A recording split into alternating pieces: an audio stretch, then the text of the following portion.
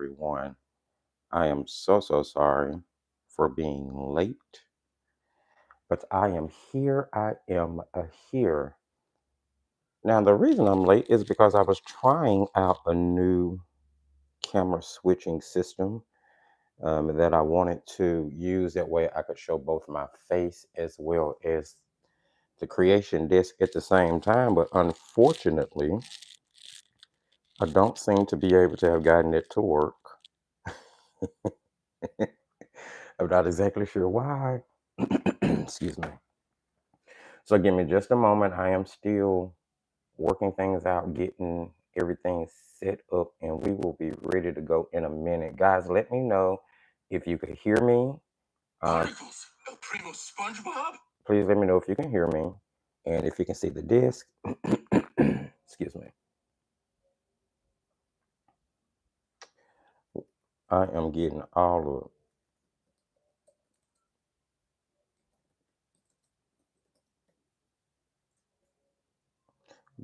the hellos and the whatnots done.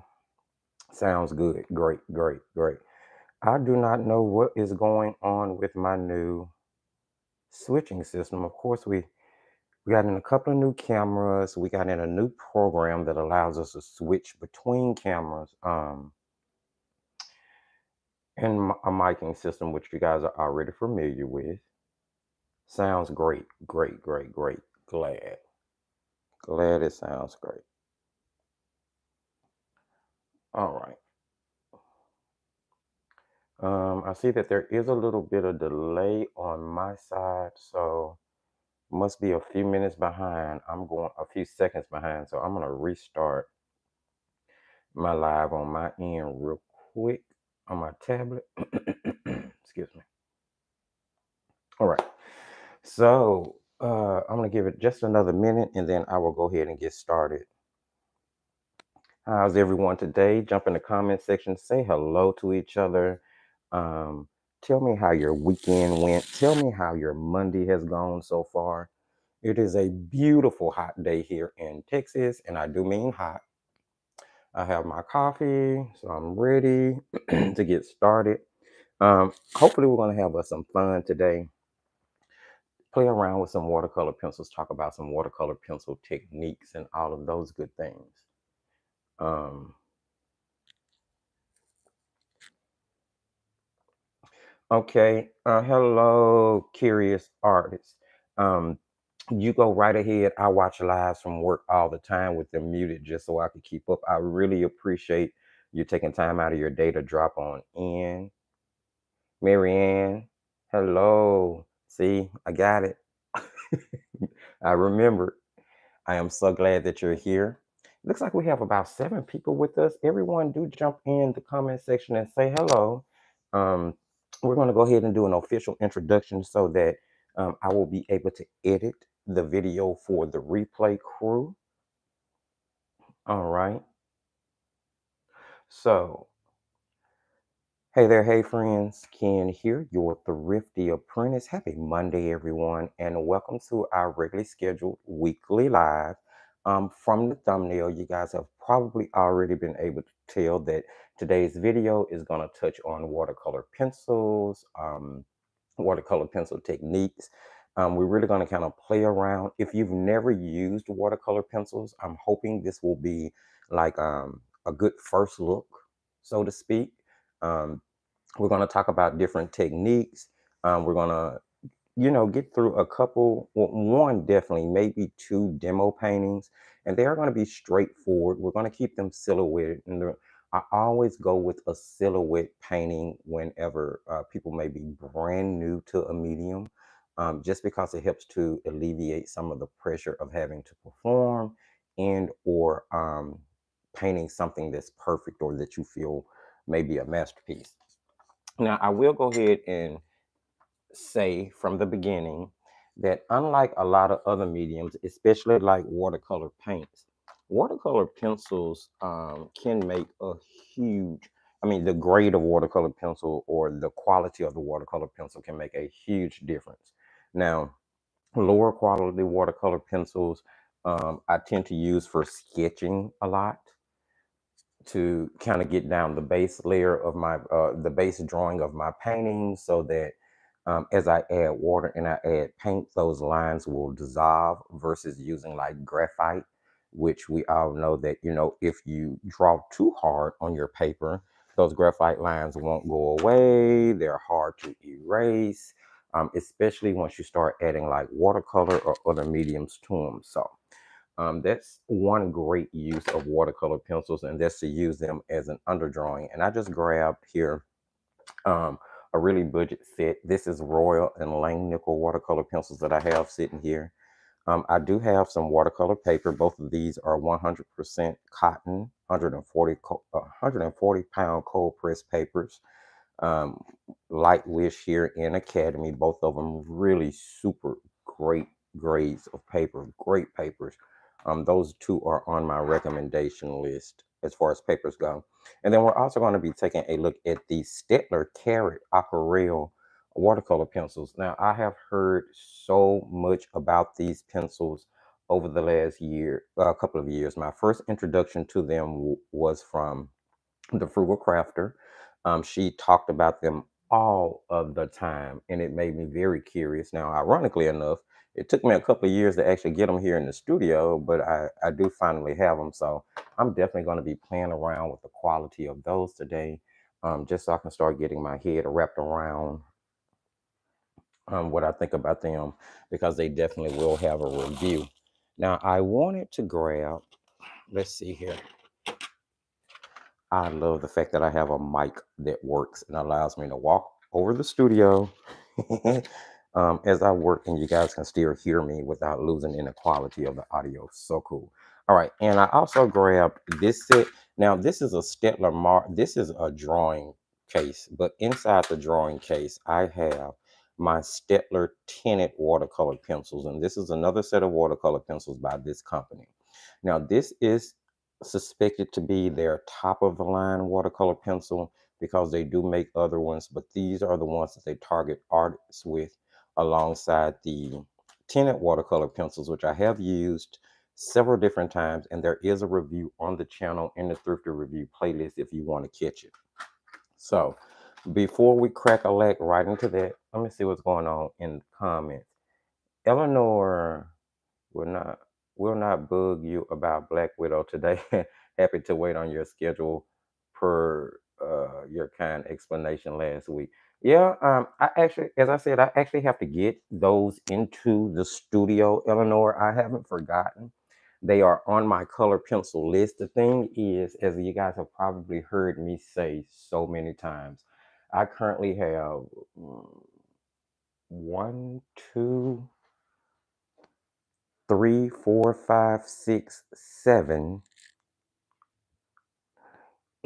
eight sets of color pencils here that I still need to open, swatch, test, and review. And all of those sets are 120 pencils or more.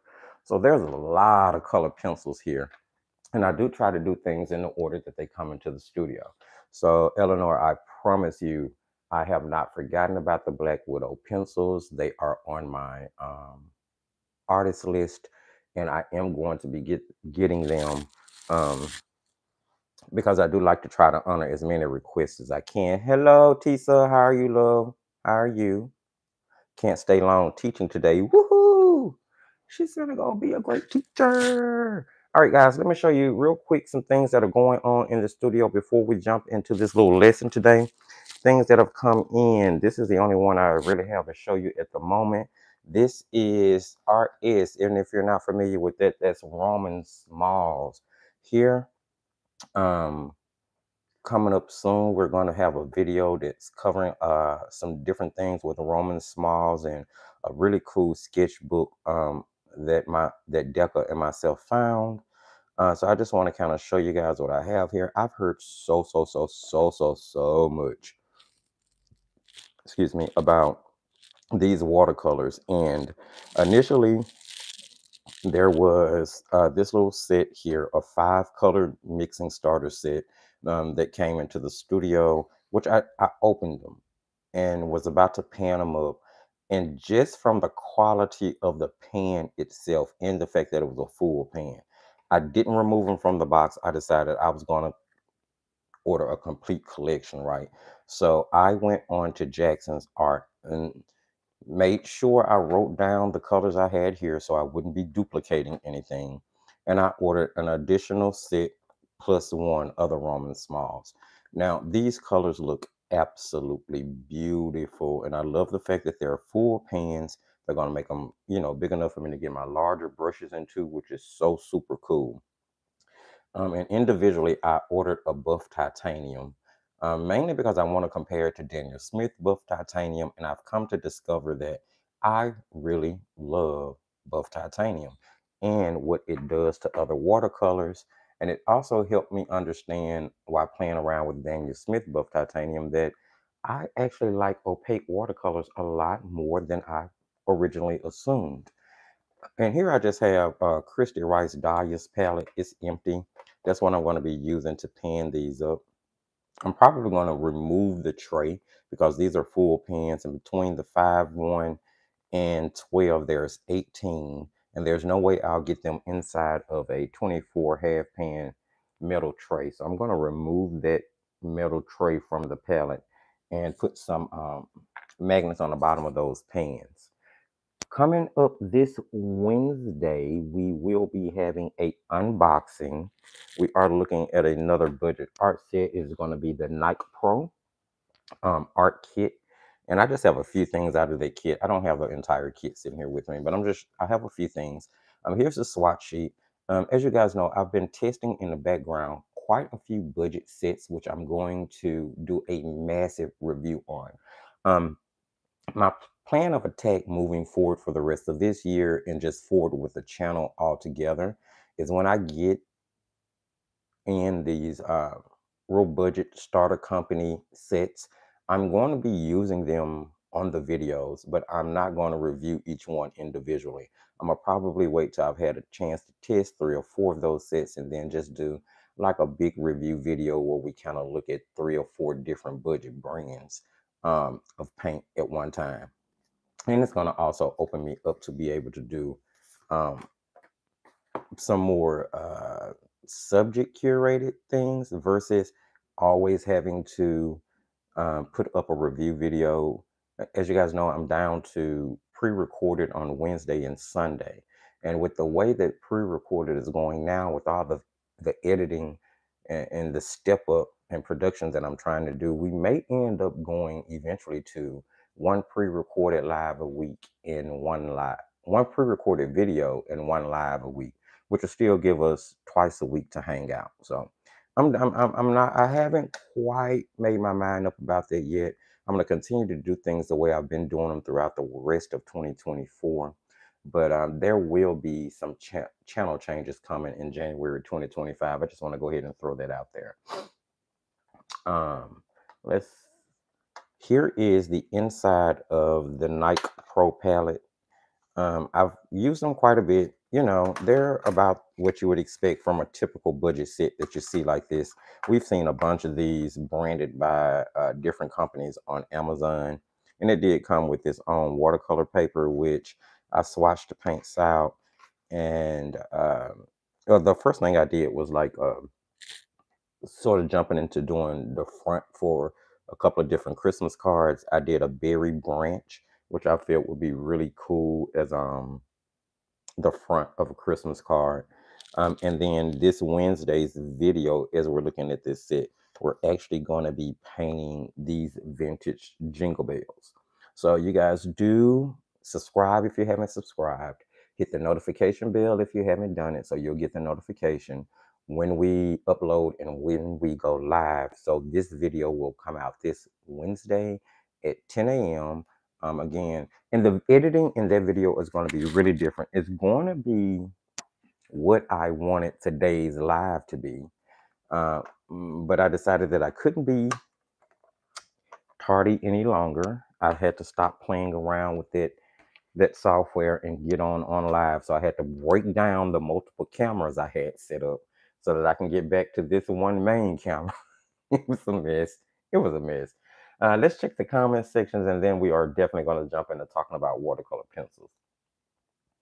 Um, Oh, you have to get their gray pink color.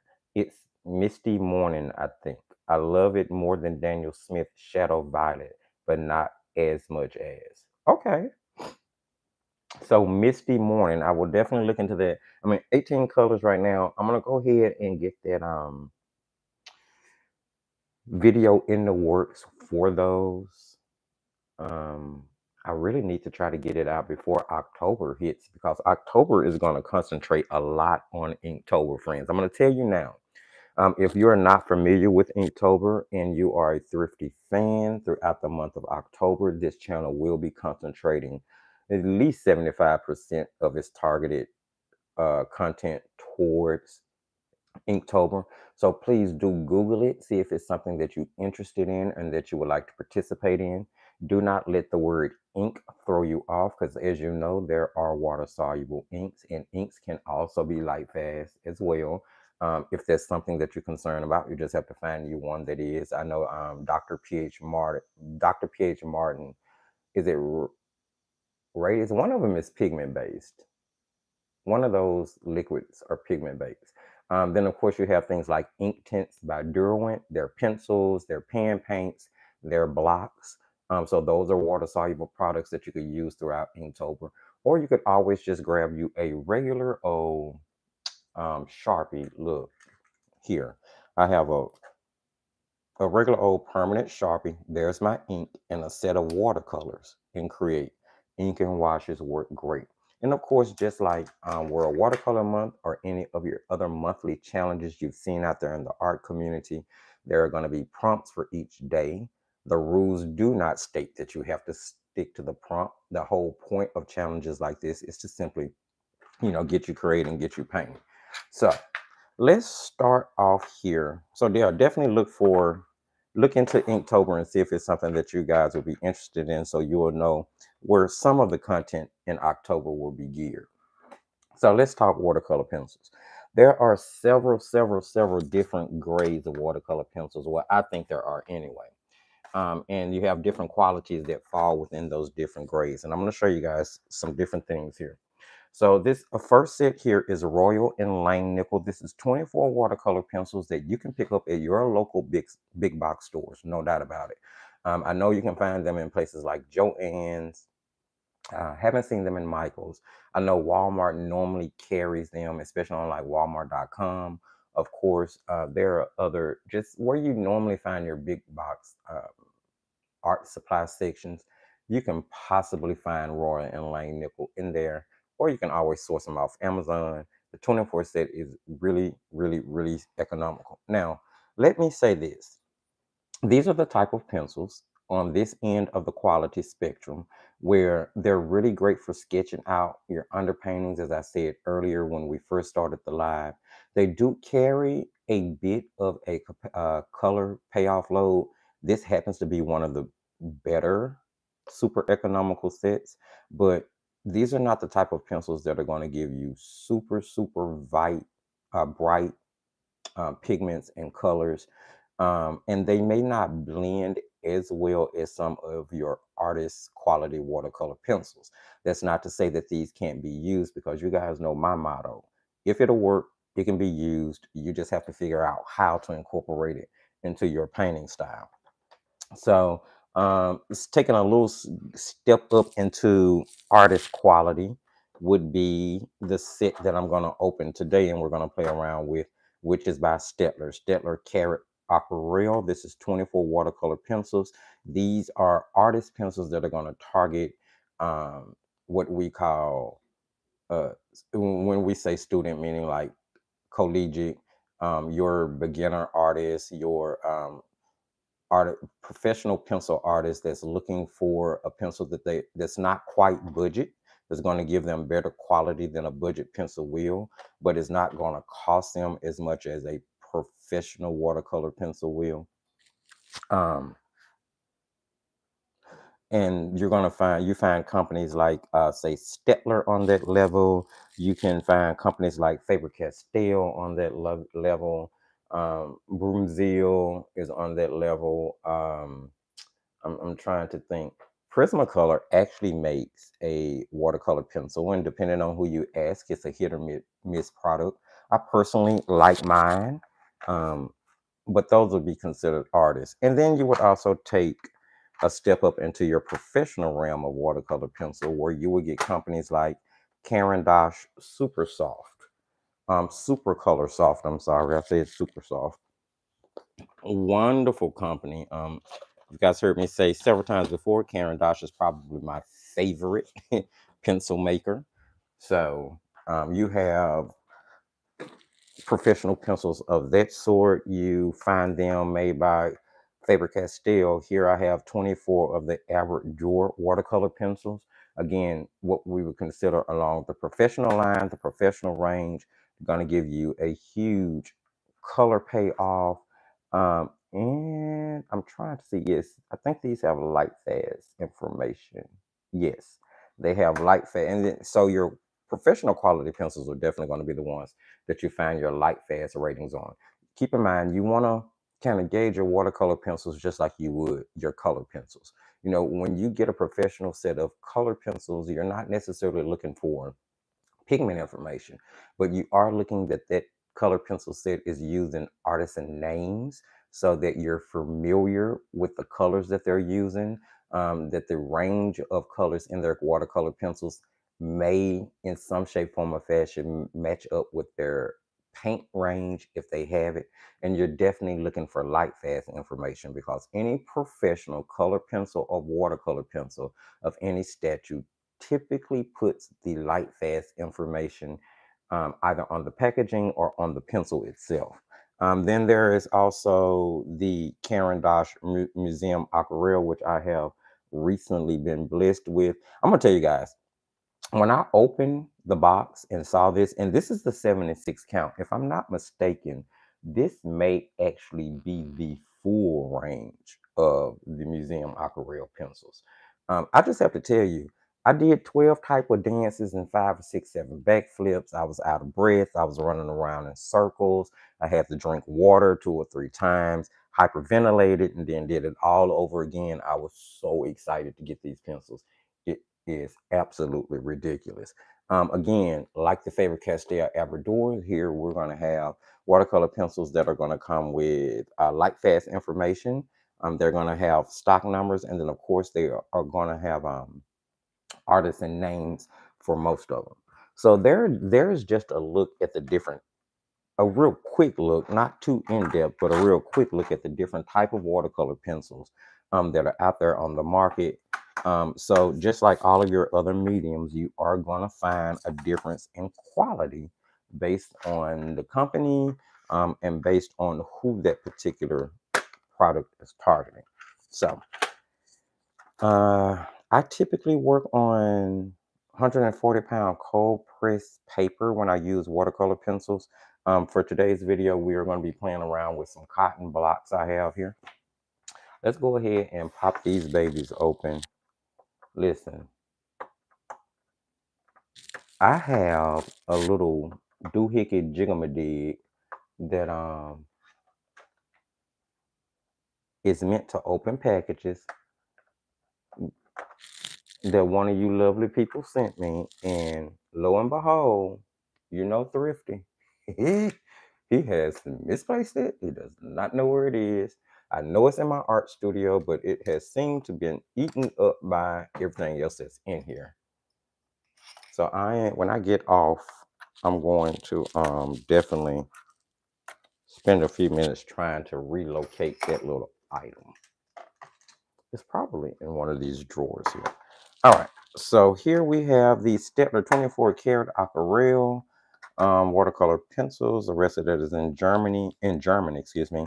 Here we have a depiction of what the pencils look like. There seems to be a water brush included, and there's a beautiful illustration on the front. I've always been impressed with artists that can use watercolor pencils to pull off illustrations like this. I mean, I think I do okay, but it definitely isn't on that level. I'm flipping this over on the back. Here you're going to have a step-by-step sort of layout of how to paint um, the illustration that's on the front, which is pretty different. I haven't seen that before. And let's see, where is the English? Here we go. High quality watercolor pencils, brilliant colors with excellent blending quality, especially smooth, rich color strokes for watercolor painting on watercolor paper. Available in 60 individual colors, wood from certified sustainable managed forest. Importer UK Stetler, and then it gives their address. And of course, we know that the pencils are produced in Germany, where Stetler is based in headquarters. So that's the information there. Now, I'll be honest, I did not see any light fast information right off, which would automatically, make me want to put these in the artist range of pencils. On the inside of the tin here, we have a little brochure. And when you open it up, it's going to give you information about Stellar. I won't read through all of that on live. And here is that step-by-step instructions on how to do the illustration on the front of the tin. They break it down a little bit more for you. It looks like the instructions are in English as well as German. Pretty cool.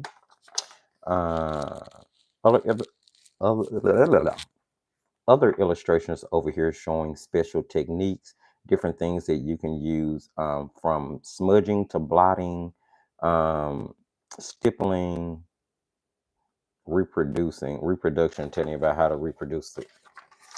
On the back here, we have a full color swatch. I'm assuming this is all 60 colors that are available. It does include color name in the, what I would assume is the stock number for each one of them.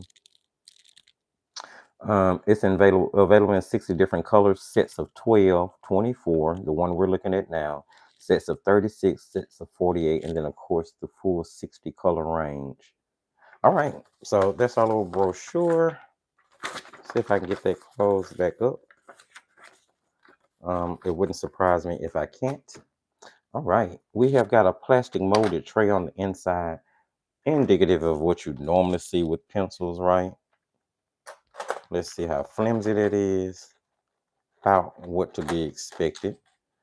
But of course, you do have a beautiful tin there that if you decided you wanted to use for storage or some other type, you could. Can you imagine the amount of half pans or full pans on magnets that you could fit into a tin like this? So if you guys get tins like this, save them, repurpose them. Keep in mind, you can turn these into the most amazing watercolor palettes if you don't like the product that comes in them. Okay, so it seems that we have a pretty decent range of pencils here. As I said, we're going to be doing a silhouette. I have not swatched these pencils. You guys know how I do when I open a product on live with you. Most times I just go straight into it. Now, don't see, there is I guess a set number. It just says made in Germany, Stetler, Carrot Aquarelle, and there are no color names on these barrels either. That surprises me. That actually surprises me. There are color names on the swatch included, but there are no color names on the actual pencils. That surprises me. So this is art number 125-4. So this is orange. You would have to literally reference the art number that's on the pencil to the swatching sheet in order to get the color, if that's something that's important to you. Now, with watercolor pencils, unlike color pencils, it is my suggestion that you do swatch them, because the payoff of the color load once it hits water can be different from the payoff of the color load while in dry form. So I'm going to play around just a little bit real quick, show you guys what I mean, and then we are going to do a real quick demo. So here I'm going to grab the here. I'm going to see if I can keep the colors about consistent. This seems to be an orange. Now this is the Royal and Lane nickel. This is going to be your budget watercolor pencil. This is going to be the one that you can get in your big box stores most time. Well, you can probably get Stetler there too, depending on where you're looking, like say Michael's or something. And this is Royal and Lane. So this is going to be, I'm just going to put budget. And yes, I'm using the pencil itself to write. We'll wash that out too. Okay, so then let's grab the orange here from the Stettler, the set we've opened just now. Right away on that paper, you can actually see a difference in the color payoff. You can see a difference in the richness of that orange from the way the pigment lays down on a tooth of that paper. Okay, now this is going to be, I'm just going to put artist. We know we're working with Stettler. So that'll be that one. And then, just for kicks, let me grab,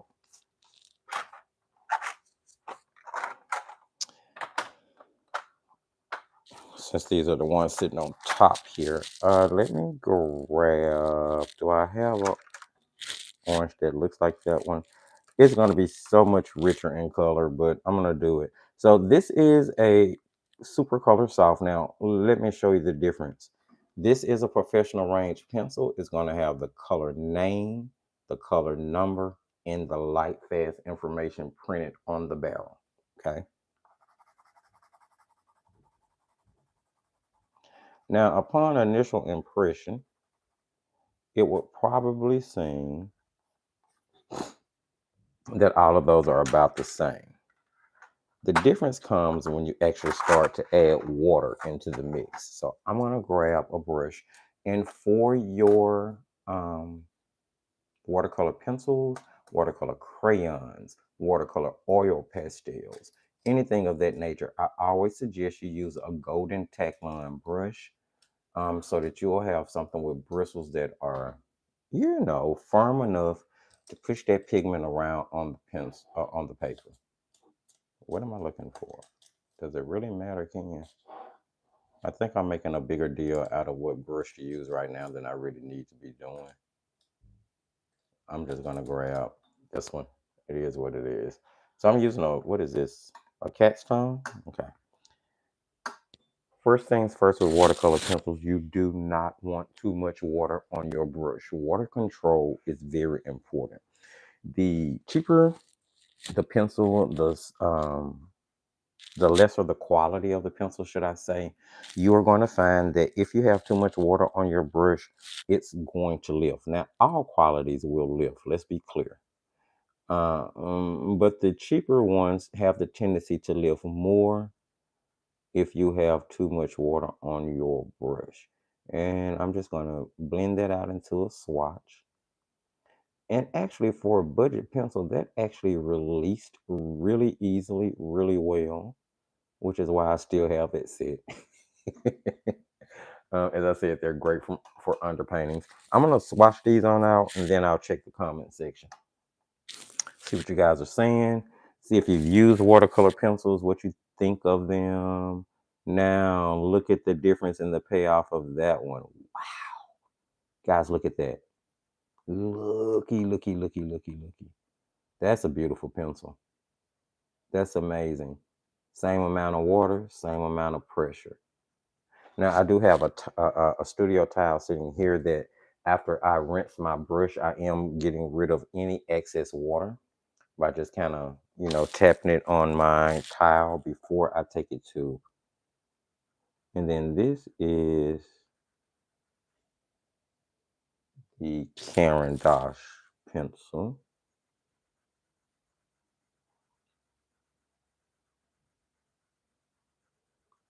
Now, ironically enough, in this particular demo and example, I actually like that Stettler pencil a little bit better. No doubt about that. Although the Karen Dodge pencil is the one that's the most light fast, and you can almost see this, the difference in the way those pencils lay out is pretty dramatic, right? So that's what you're looking at when it comes to. Now you can always use your pencils, as I said, to sketch out. Here, let's just, as an underpainting, really quick. I'm trying to find a green that I can use real quick. This one is more of a leafy green. Sorry about that, pencil sharpener friends. I really want a sharper lid to work with. Now, sketching out underpaintings, I'm just sketching out an underpainting here. This is an example. No, we're not drawing leaves today.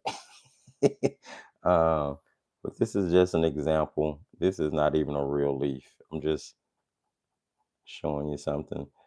You literally use the pencil to sketch and fill in as well, right? And the thing about watercolor pencils is you don't necessarily have, depending on the quality of the pencil, you do not necessarily have to cover the entire area, right? It'll blend out. I'm gonna grab my brush here and grab some water, and I'm gonna go in and start to blend it. And I'm just showing you real quick how easy it can be to paint with these. If you are talking about, doing a sketch painting, these are wonderful for like on the go, outside, plain air, quick work. You need to lay down a bunch of information in a really short time. I can see these working amazingly for urban sketchers. Now, I'm no urban sketcher, but, should I say, I haven't really gotten into it the way I want to. Okay, now after I've blended that out, I'm being careful that paper is going to still be wet. Now, that particular technique was called dry on dry. This is where we put down dry pencil on dry paper, and then we, disperse the pigment. Now I'm going to take a dry pencil and on wet paper, I'm going to draw right through that pencil so you guys can, through that wetness, so you can see what happens. Notice how bright and saturated the pencil automatically shows up on wet paper. Whenever you use a watercolor pencil on damp paper, it's going to immediately disperse the pigment and cause a harsh line that is going to be really, really hard to blend out. The better the quality of the pencil, the more true you will find that. So this technique, known as dry on wet, will cause for much richer pigment the minute you put it down. It's going to automatically show up as bright as it will be, and it's definitely not going to move. It's not going to smudge or blend out. Let me show you what I mean here. I'm going to grab the brush and weight it, and you're going to see that it's much harder for me to blend out that pencil that I added down into that wet area. So if you do dry on wet or dry on damp, oh, well, there's a caveat of an economical pencil. Broke on me while I was writing. I'm not going to resharpen it down. So, you can do any of your watercolor techniques, or primarily most of your watercolor techniques. You can stipple. Now, I do find it a little difficult to lift, and let me show you. If you want to lift with a watercolor pencil, let me just make a little.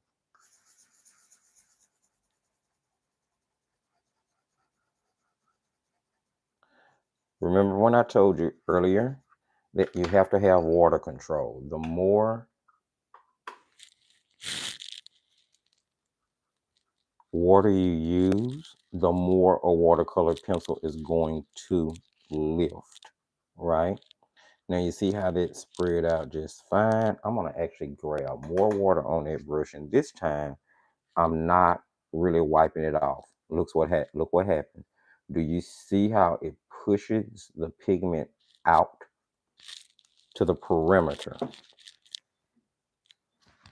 And that's how you're gonna lift. And you still want to kind of work with lifting on a watercolor pencil while it's still damp.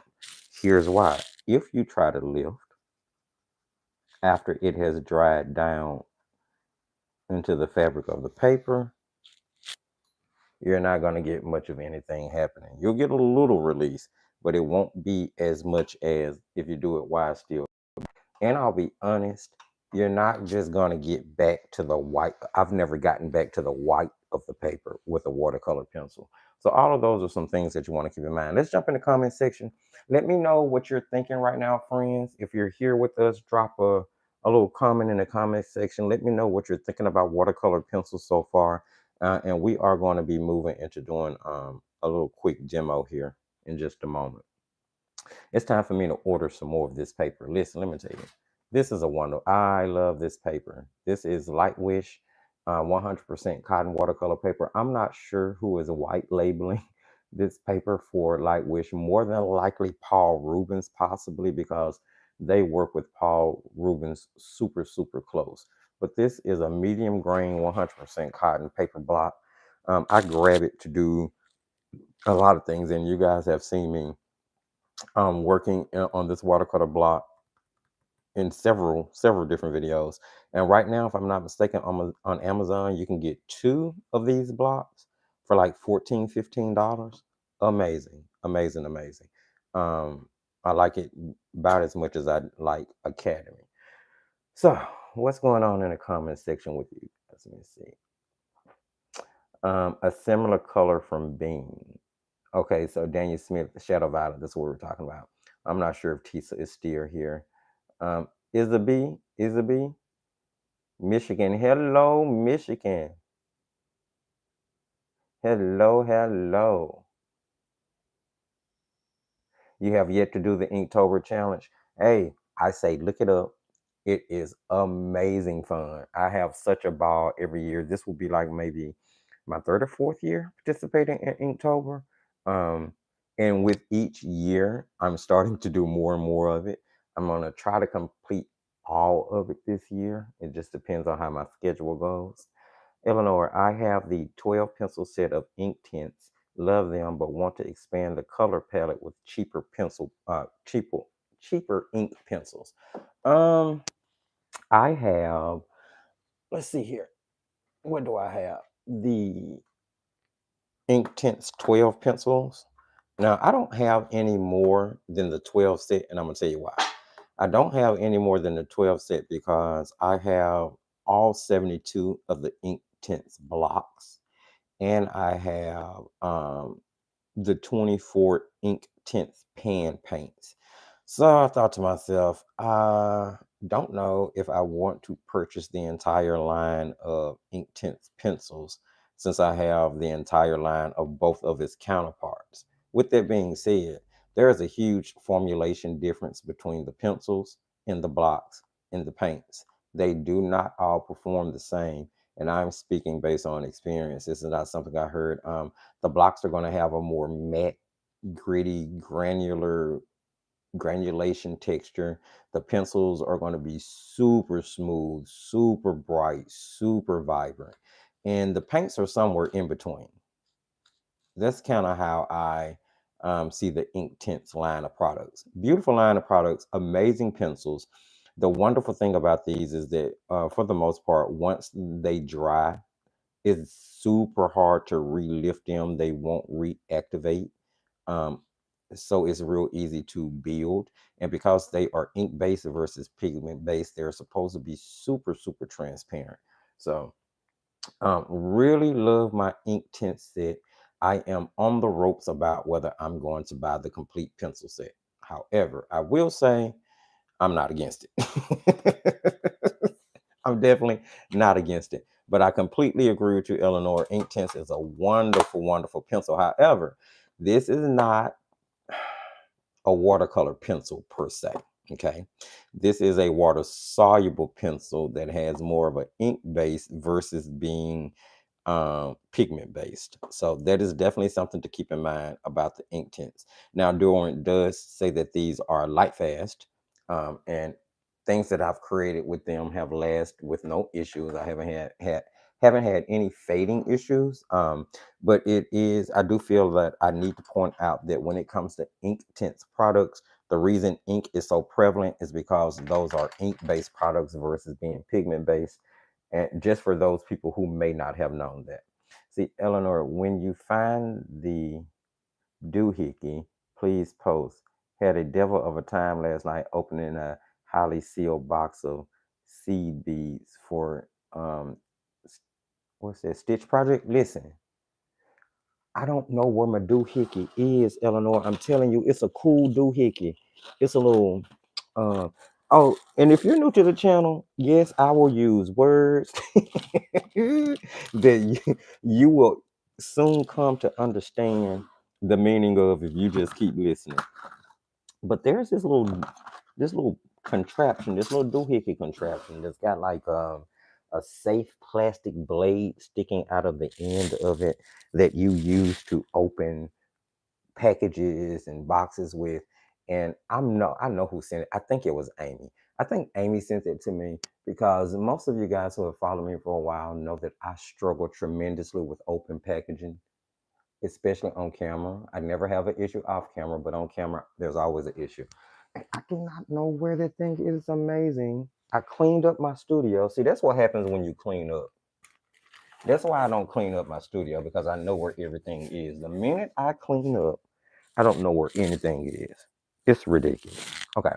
But as soon as I find that doohickey, Eleanor, I promise I'll post it. I'll make either a post in the Facebook group or I'll post it here in the community section on YouTube, just in case you are not a member of Paints, Pencils, Pastels, and Markers.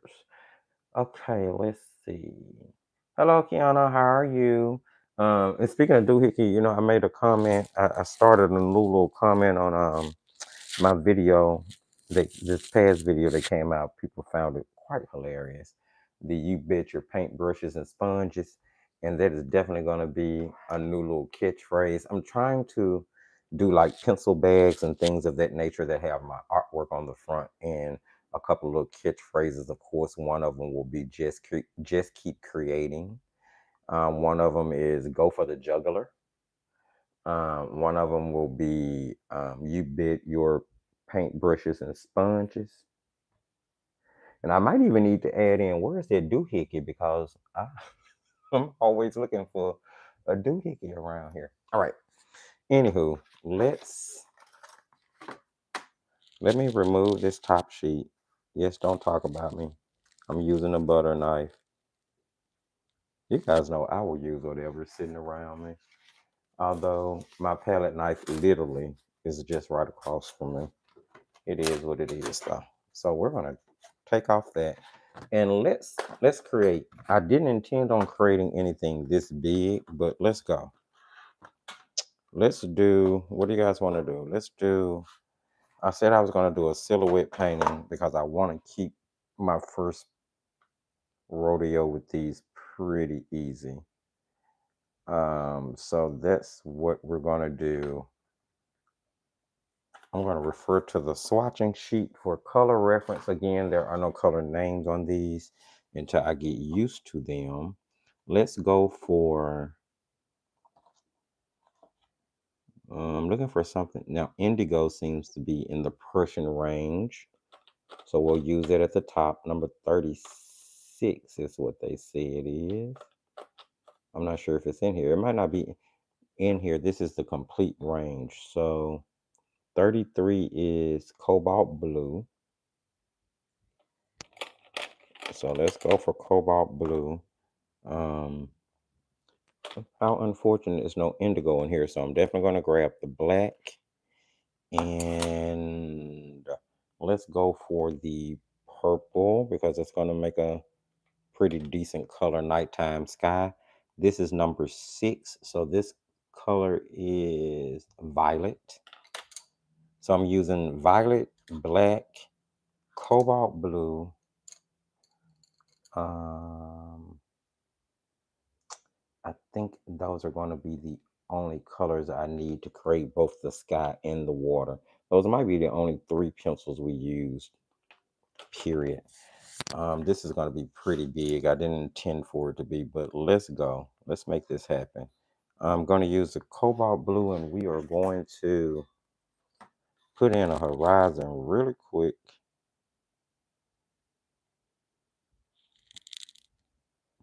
Much, much, much, much, much, much more than I intended, in all honesty. All right, I'm just going to throw in that horizon. And I don't need to, if we put mountains in the background, that'll be fine. Maybe we'll end up putting in So I'm using the side of the pencil here. I am not using the tip. I don't want to add any type of abrasion to my paper. There's just a quick tip. And I'm literally just going to cover the entire sky portion with that color. That's going to be our base sky color. Hopefully we are going to have enough down. Forgive the camera if there's any shaking going on, friends. But we are not working with watercolors here, so, and I don't have to really worry about directional coloring with this. This is all going to be blended out. And I'm definitely adding down enough pigment to make sure I get a nighttime feel.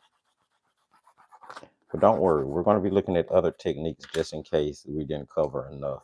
I'm going to go in here with some of that purple, that violet, blending that in to certain areas, heavier.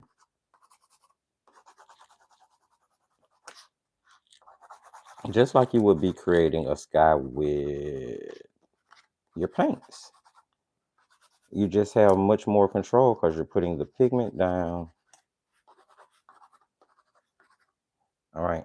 And no, I didn't. We were talking a nighttime sky, so there won't be any clouds. And right at the top, I am going to definitely blend in black.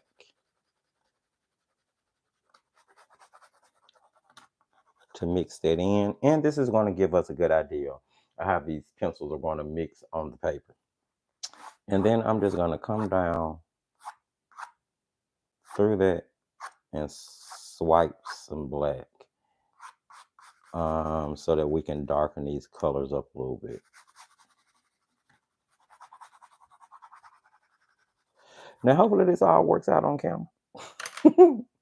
It'll be terrible if this fails. Let's grab, oh, I need a good brush. I would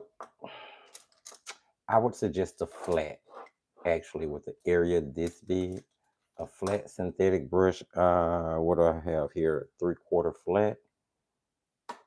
I'm gonna wet it and dab it off just a little bit on my towel. Make sure I don't have too much water. And I'm actually gonna start at the top. Forgive my paper being to the side. Look at how bright and vibrant that black is. That's crazy. And again, golden Taklon brushes. Oh my goodness, that's beautiful. And I'm just gonna blend down. I'm just gonna blend downward and look at the beauty that happens as you move downward. I'm keeping my stroke side to side. Now, I didn't do directional coloring, but I am doing directional blending because it is going to help with the image we're trying to pull off here. I am using a little bit more water on my brush with this set than I would be using with, say, like the Royal and Langnickel set that we did all of the examples with, simply because this pencil set is better quality and it doesn't seem to be lifting with more water. So I'm taking a little bit more liberty by not actually dabbing the water off on my towel versus just raking it off on the side of my water bucket. And I'm just going to blend that down.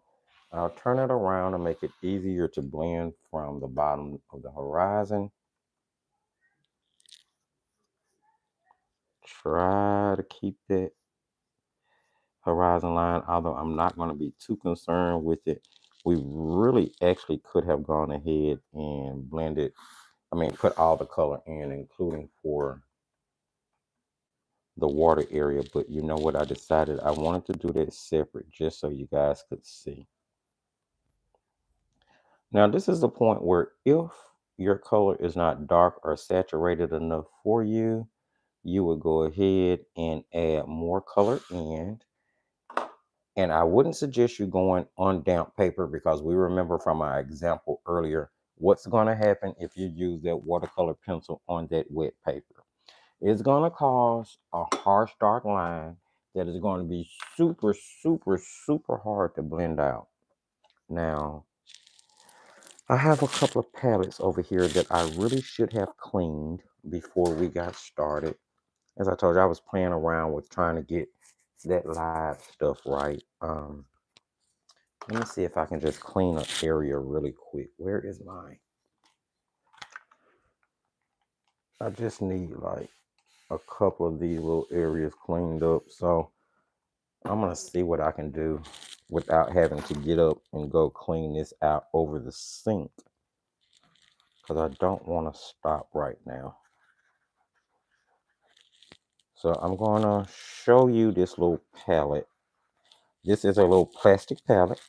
You can get them from the dollar store, Dollar Tree. They do not have to be expensive at all, especially with what I'm going to suggest you do with it. So this is a little plastic palette here that I'm trying to clean up and make some clean mixing area. As you can see, it has stained a little bit from all the different watercolor pencils that I've used in it. But here's what I did. So you buy one of these little cheap palettes, you get you some sandpaper, and I don't know if you can see it, but you can see the little scruffy marks that are on the plastic. Well, I took sandpaper and abraded that plastic to make it scratchy. And the reason I did that is because I wanted to make areas in the palette that would actually grab the watercolor pencil when I'm using it, right? So let me show you, for instance, let's just say I wanted to add, I don't know, a little bit more blue to that sky. So I'm going to grab my cobalt blue here, and let me see if you guys can see this. I am actually scribbling it across that abraded area. And do you see how that palette is grabbing that pigment? What do you think that's going to allow me to do? That is going to allow me to make a wash. Can you believe that? You can believe that, right? I'm going to grab a synthetic squirrel this time, because I don't need to disperse that pigment across a watercolor paper. I'm just sort of making a wash. So I'm going to add some water here. And as you can see, when you add water, you actually make yourself a wash of color. And the more of that pencil you put down initially,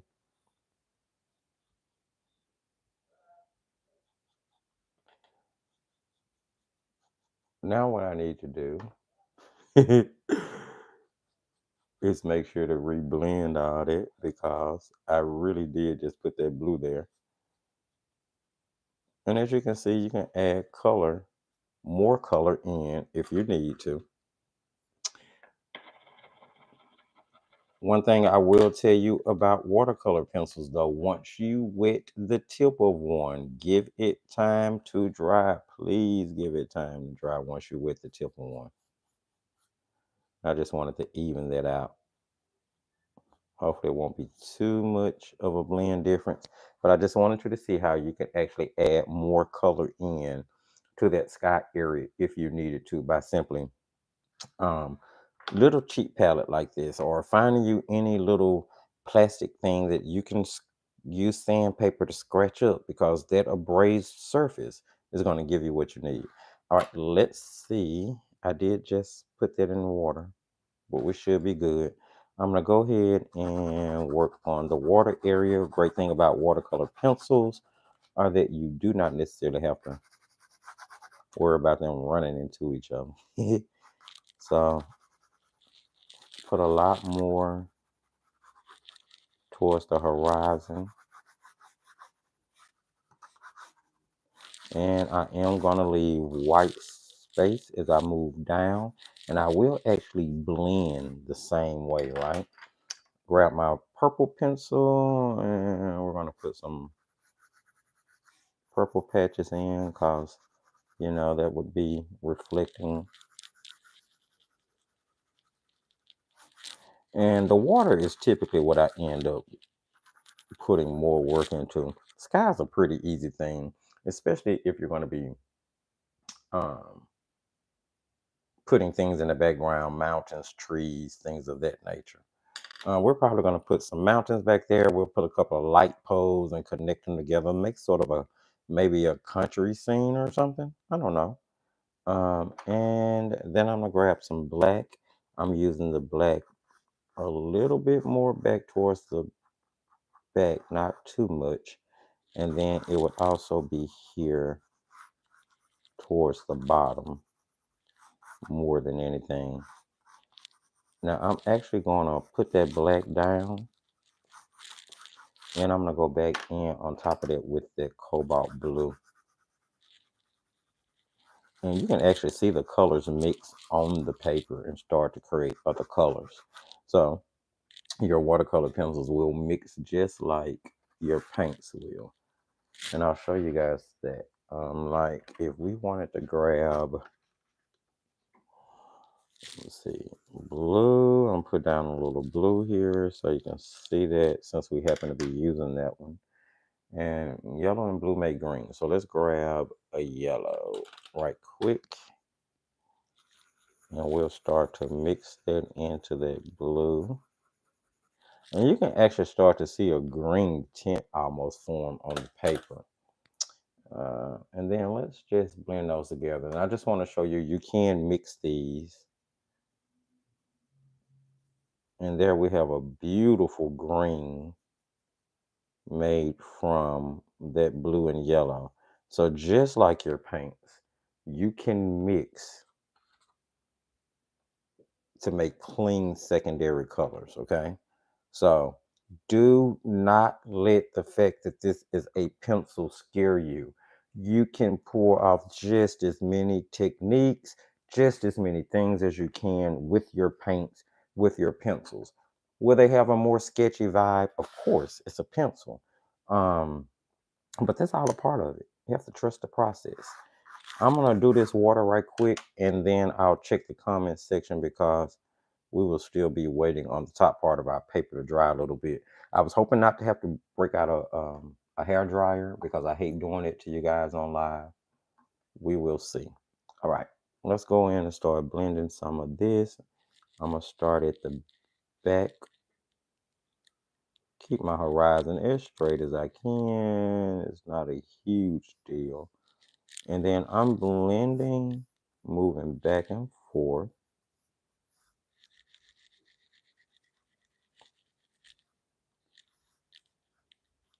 Notice my stroke.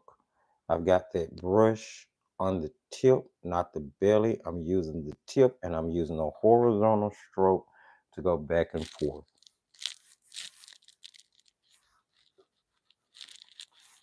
Because here is definitely where I want more of an impression that there's like waves maybe.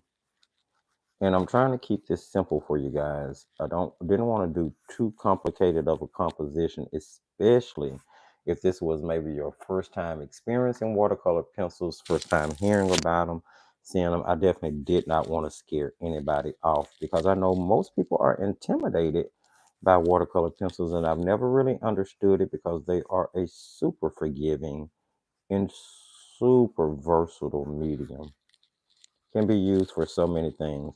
I know people who use, I know like Cinnamon Cooney, if you know who that is, she is an amazing acrylic painter. Cinnamon uses uses watercolor pencils for underpainting or for drawing out the sketch for her acrylics. She lives by that.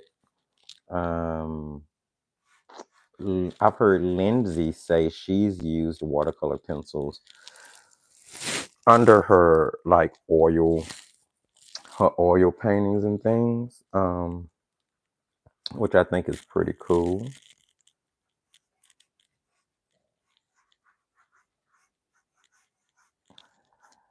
Now, watercolor pencils do have a tendency to, as you blend, push the color in another direction from where the water is going. That is a learning curve that you will quickly get over, I promise. You'll get over it so quick you won't really notice that you had to learn to do it.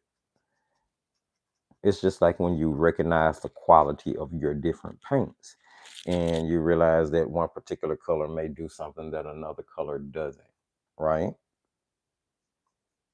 All right, friends, how are we feeling about this? If you're here and you're live, jump in the comments, jump in the chat, let me know how you're feeling about what's going on, what's being said. Is this helping? Is it opening your eyes to anything that you may have been fearing about watercolor pencils? If you are watching the video on replay, do jump in the comment section and let me know the same. So what I'm going to do at this point is nothing more. I'm going to give that time to dry. Now, you'll notice I did not try to fill in all the white area of the water. I feel like that is just going to lend to the entire composition. Now, this is much more of a artistic feel. You can see your brush strokes. Now, you do remember from the example we did, if I wanted to, I could really blend that out into a super smooth, flat color. But I actually like the whole artistic kind of, you can see your brush strokes in there. I love the texture of this paper. Um, and I think these colors are blending together super, super well. I'm gonna be honest, I'm kind of impressed already straight off with this watercolor pencil set. No, they don't have any light fast information presented, but we all know that Stettler is, you know,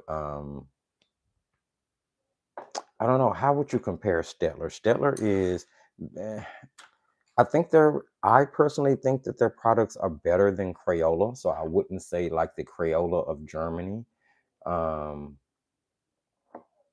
but they're also not like a super high artist, although they have really, really, really, really great products. While I'm waiting on that to dry, let me show you. While I'm waiting on it to dry a little bit, I'm gonna jump in the comments section. We're gonna check the comments, but I also want to show you all what did I do with them. Here they go. So these are the Stettler tinted watercolor pencils. And this was Stettler answer for Derwent's Graphitint pencils. And you will see that there are some companies out there that are trying that, kind of try to, they play off each other's ideals. That just happens in the art world. Um, Let me look, what do we have going on in comment section? Let's see. Elizabeth, hello, love, how are you? Stocked up and ready for Inktober? Absolutely. Me too, love. Me too. Got some really great things that's going to be happening in October. I think I almost have everything together. I need to go back and go down the list and really check some stuff off because I'm not sure, but I think I have everything ready for Inktober. Um, hey, I'm really late, but just checking in. I'll be sure to come back and watch the full stream later. The sandpaper abrasion tip for the palette is a genius tip. I'll definitely be stealing. Absolutely. Absolutely. You go right ahead. If I put it out there, it's for you to use. That's, hearing my neighbors outside, they're kind of loud. But definitely, if I put the idea out there, run with it. Sharing is caring. Sharing is caring. Friends, if you're here and you haven't already, please don't forget to sprinkle a little love and hit that thumbs up, just so the live can kind of spread a little bit. If you're in the sharing mood, go ahead and share it as well so that some other people can join us while we're still live. Let's see. Hi, Ken and friends. Oh, this love sounds great with the new mic. Oh, thank you. Thank you, thank you, thank you. I'm glad. I really wish I could have gotten the new software to work so you guys could be looking at my face on camera while we work. Um, I got it to work last night in the pre recorded video that's coming out for this Wednesday. Although I will say that the audio and my mouth moving for the front facing camera was a little off. So I will go ahead and, kind of warn you guys. I did not go back and reshoot that because I had put so much work into it. But I was trying to get it to work this morning to go live, and according to the software, I was live on YouTube. But when I opened up YouTube on my additional phone, I didn't see the live. So I disconnected all of that and kind of jumped over to the standard way that I've been doing things, with the addition of keeping the new mic attached so that you guys will be able to hear. So I'm really happy that that's working out well and you guys can hear me. Hello, Corinthians. How are you? Glad you can join the live. He jumps in every now and then. He'll stop by to see what I'm yapping about. Mind you, he hears me yapping about art on a 24-hour, 7 days a week. Listen, I imagine he probably gets tired of me talking about art. I'm always talking about the next video, the next subject, the next product. And then, of course, most of you guys know I run, we are building an art business. So, constantly talking about product development and working on new products and trying to bring new things out as a small company. So I'm pretty sure he gets tired of hearing about art, but I sure appreciate him dropping in to support. Um, so yeah, I was about to show you. These are their tinted watercolor pencils, which I happen to love. I think this is an amazing product. I think they're beautiful. I've made several different little videos with them. Did I do that? I think that was done with watercolor pencil. Or was it done with paints? I can't remember. So I won't pull it down and show it to you guys because I can't remember. Now I know this one was done with watercolor pencils. That's a watercolor pencil. And that one was done. These are, I think this is Caran d'Ache. I think this is a super color soft. And this was done years and years ago. It's hanging here on my art wall. Um, so you can pull off really good tin, and this is back when I was really first starting with watercolor pencils, really getting into them. And even back then, I was able to pull off a believable composition at that particular point in my life. Do I have anything else sitting right offhand that's watercolor pencil? I do, but it's up at the top of the wall, and yeah, I won't risk getting up there to get that right now. So this is the Stettler tinted pencils. These would actually be great if you want to like augment your watercolor pencil set and you're looking for something to add really moody colors to your already existing set. Um, that's not going to break the bank, and are going to be beautiful pencils. I would definitely suggest the Stettler tinted watercolor pencils. I think they're like 14 bucks, maybe 11. It's been a minute since I looked, but I do believe they're like somewhere between 11 and 14 bucks. And as you can see, they have an amazingly beautiful color load payoff. So this is why I tell people, please stop sleeping on Stettler as a brand. Now, products are hit and miss, like any company, because I think that their felt tip watercolor markers are do leave a bit to be desired, if I have to be honest. They can be used. And back when I first started my watercolor marker journey, they were a set that you probably would have heard me suggest. But now that I've had years to explore and discover um, different things, they would not be my first suggestion anymore. I'm trying to grab them. I have them. You guys know I have art products everywhere. So this is,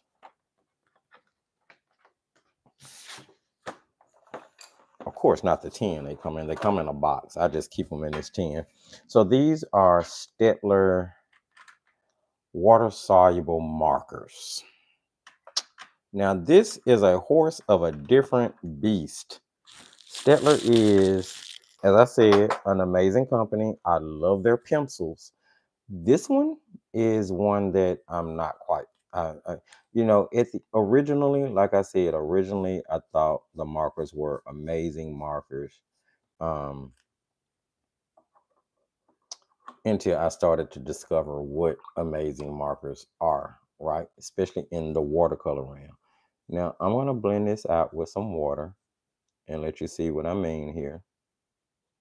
As you can see, the color moves pretty, which is why I was so thrilled with them at the time that I initially got them. But the original laydown does not blend out anything like those pencils do, as you can see, right? So the original layout will leave a really dark, saturated mark where you put it down. So what I was finding myself having to do with these was either like wet the area first, like this, right? And then go in with these markers too. Look at there. Amazing burst of color and flow when you do it like that. So when you have products that don't necessarily work the way you think they should, you kind of have to just play around with them and explore. There is a use for everything. I promise you. I promise you, right? So let me just show you. I'm gonna grab. Oh, we're getting into a lot now. We're getting into a lot about just using pencil form, pen form products versus using paints that are going to give you the exact same effect as using a paint wheel. And let me tell you, friends, these are really great for travel. Depending on the type of paints you use and what they're formulated with, especially honey-based paints. If you live in a heated climate, a climate that's got a lot of humidity and dry air, you will find that paints like that, especially honey-based paints, they don't travel well, and it's not no poo-poo on the paints. It's just nature of the beast, and it's in those moments, especially in those moments of traveling, that you'll find products like this super, super, super useful. So let's just do another little example here. Uh,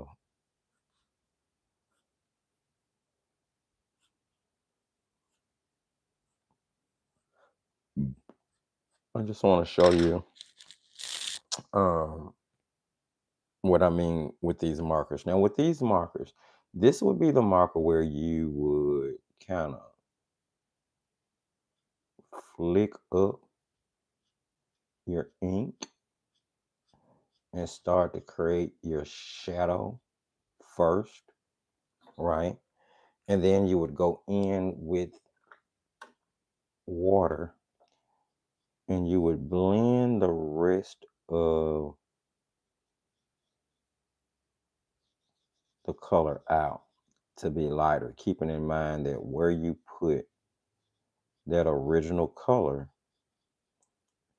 is going to be where the darkest is, right? Something else.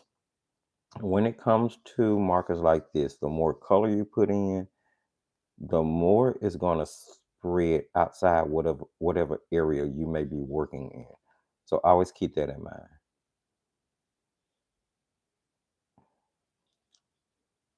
And therein lies the issue.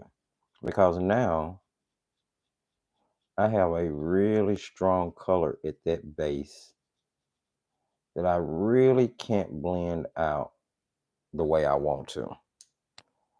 And I'm stuck having to deal with that. So you can see how that might not necessarily be.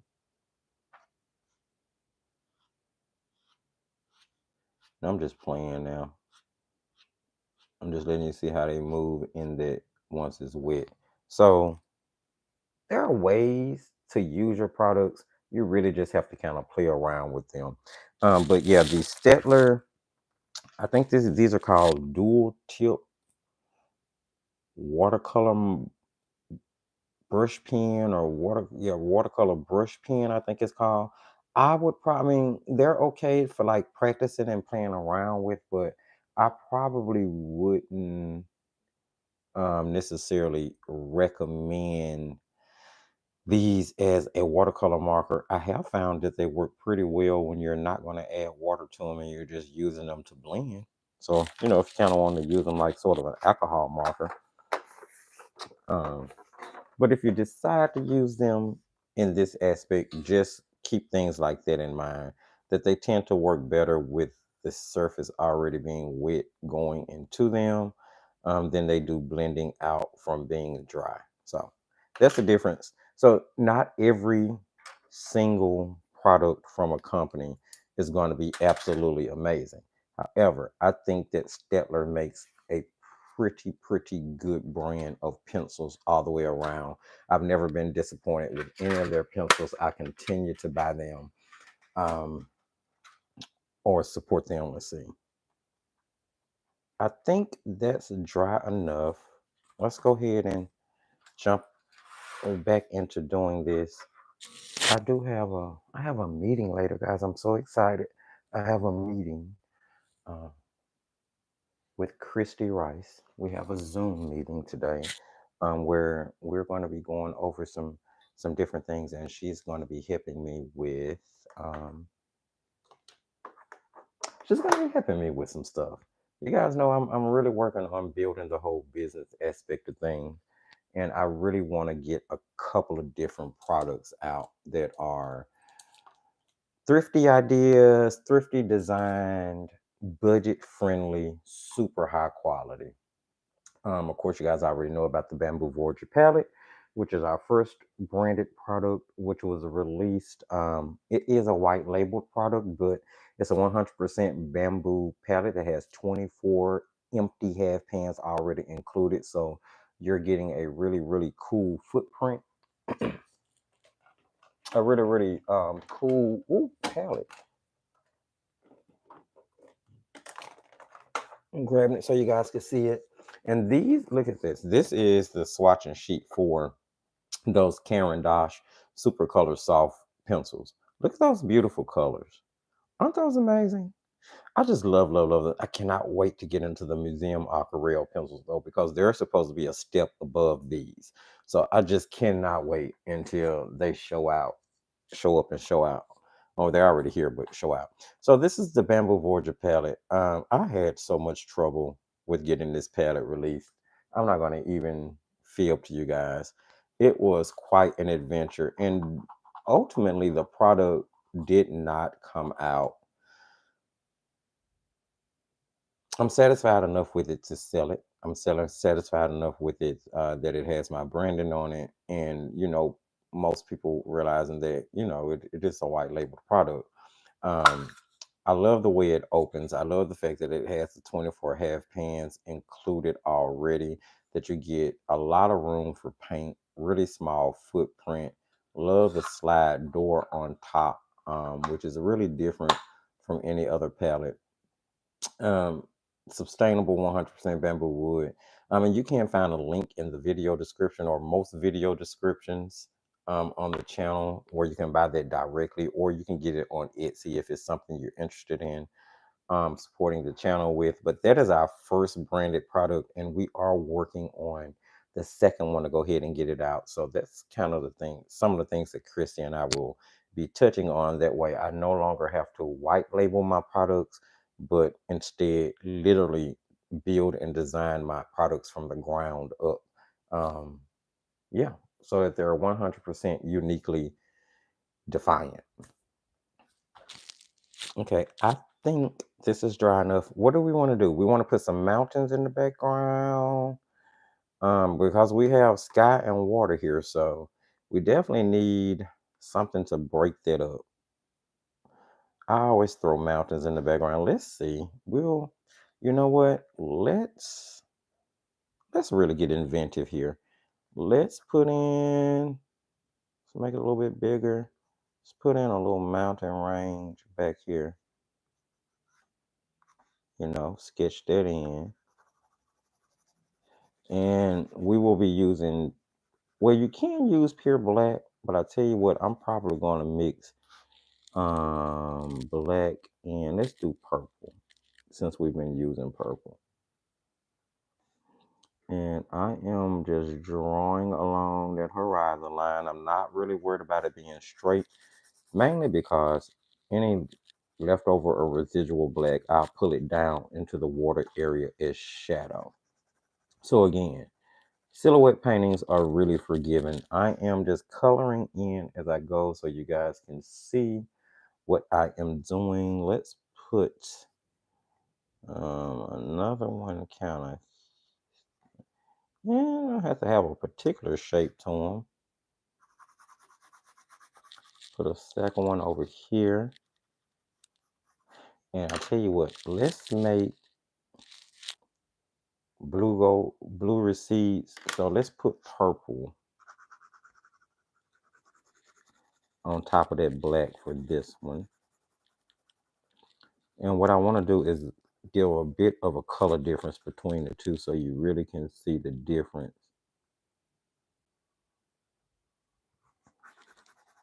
in the mountain. So I'm going to add purple to that black.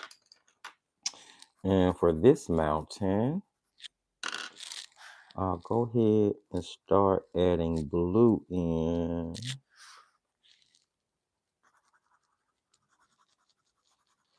And I'll just cover that area with that cobalt blue. And again, notice I'm not too concerned with directional coloring or anything on this particular part because we're going to be blending this out super flat. Let me add black on top of that. And then guys, I'm going to ask you to forgive me because I am going to have to sharpen these pencils. Putting down quite a bit of pigment here. And you can start to see, even before I add any water, we're starting to see in the midst of all of that, an image emerging. So mute your things for about 10 seconds. I need to sharpen.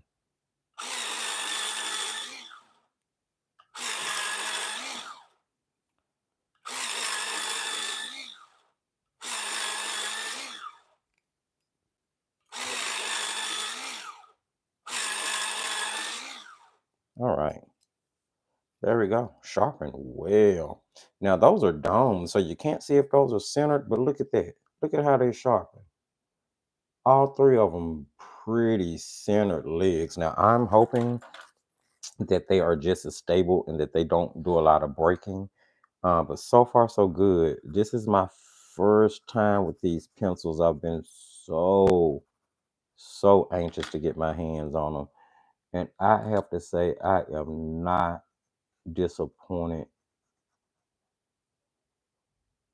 at all so far.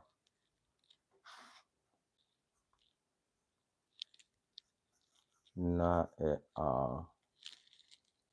All right.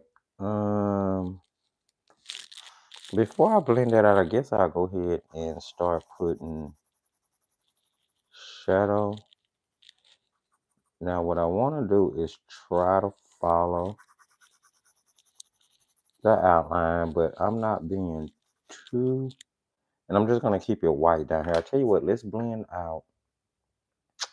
I'm going to grab that, excuse me, cat tongue I've been using with my towel. Don't want too much water here. And I'm going to go ahead and blend out this first mountain. And again, I'm just keeping my strokes horizontal.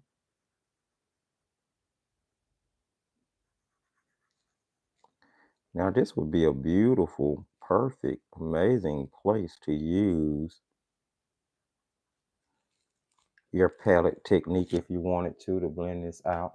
I'm trying to keep it as much direct, like pencil to paper as I can for you guys. Look at that beautiful color. Love the way that black and purple mixed.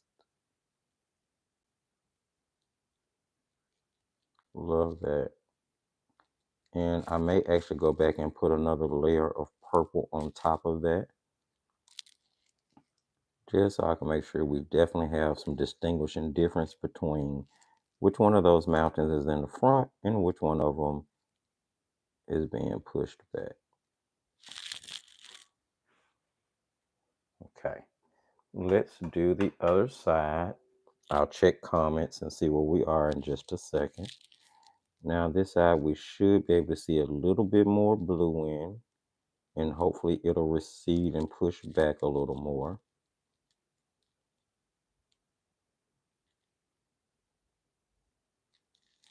And here we're really just using the color to create the distance.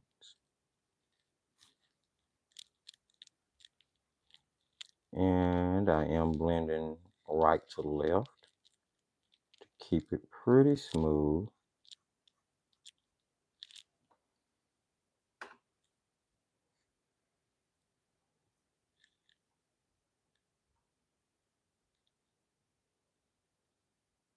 Okay, take that all the way over to the end.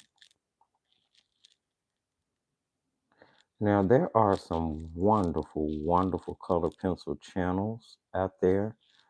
You guys know I am a mixed media artist, and my channel involves several different mediums. I don't try to shy away from any of them. I've been told it's probably one of the problems with my channel. I don't have a niche. I'm not just doing one thing for the algorithm to grab onto. But unfortunately, I'm not just a one thing type of artist. You know what I mean? Like, I don't want to just do one thing. I like using my different mediums. I like watercolor, watercolor pencils and watercolor crayons and watercolor oil pastels and regular oil pastels. Like, I like all of that. Alcohol markers, color pencils, and I feel like sharing all of that with you guys. I don't want to limit myself to just using one medium, but I have discovered that those channels that concentrate on just one medium do tend to have a larger following. Um, I've had several of the people hit me up on like Instagram and Facebook. Hey, we can help you make your channel grow by getting you, what is it, SEOC placement, and your videos will be the first to pop up. I don't know if you guys can see that. Can you see that beautiful blend of blue and black and how smooth that is? That's absolutely gorgeous, don't you know? So you got that body beautiful flow. And over here, I'll put down some purple to do the same thing with the opposite mountain.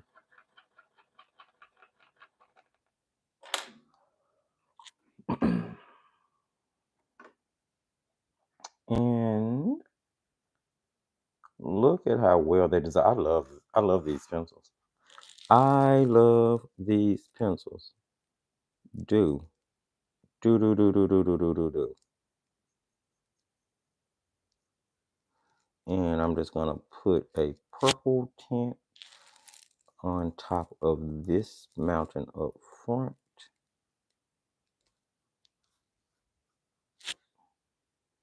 And then I will definitely hold that up a little bit more so you guys can see that blend. In the editing process, I'll just shoot the camera down. I just can't do that while we're live. All right, so there we have it. There are our little mountains in the background. Um, as a matter of fact, that's not quite even. Let's see if we can even it out. Here we go. And I want to put a little bit more purple there. So guys, are you painting? Are you painting alone? Did you grab your watercolor pencils? Are you creating your little silhouette painting? Are you using your regular paints? Are you using your oil pastels? What are you working on right now? Jump in the comments section. Let me know what you're working on. Is it this? Is it something else? Now, don't feel like you can't use paints with these because you can. This I just wanted to use this live to kind of concentrate on showing you guys some different techniques with the actual watercolor pencils. Now, don't get it twisted. We are going to be using watercolor pencils with actual watercolors in a live coming up or in a video coming up. So we will always constantly explore the ins and outs of using different mediums. Did you guys get a chance to catch the video that dropped with alcohol markers and watercolors? I know that took a lot of people off guard. I had a lot of people commenting, especially in DMs. I guess a lot of people don't like to comment or put themselves out there in the comment section that they may not have known something. But I've had so many DMs, both on Instagram and Facebook, where I'm being told, "Oh my God, I didn't know you could use alcohol markers and watercolors together," and you really, really can. I mean, here is that painting that was done, or that illustration that was done, where I used Darnas's alcohol markers as the underpainting and praying watercolor as the overpainting, and it was beautiful. So this is why I say I'm a mixed media artist, because I love to show you guys how you can use your different products together. Um, there may be a few rules to follow to do it, but it can definitely be done. I think I can go ahead and, okay, I'm dropping brushes everywhere. I think I can go ahead and safely add in. So what I'm going to do is sort of follow, try to mimic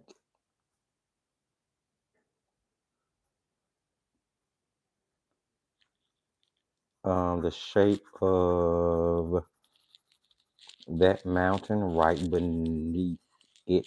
I'm going to take it all the way up to the horizon and let it touch. We are basically mirroring or creating the shadow in the water. Now, here's the thing.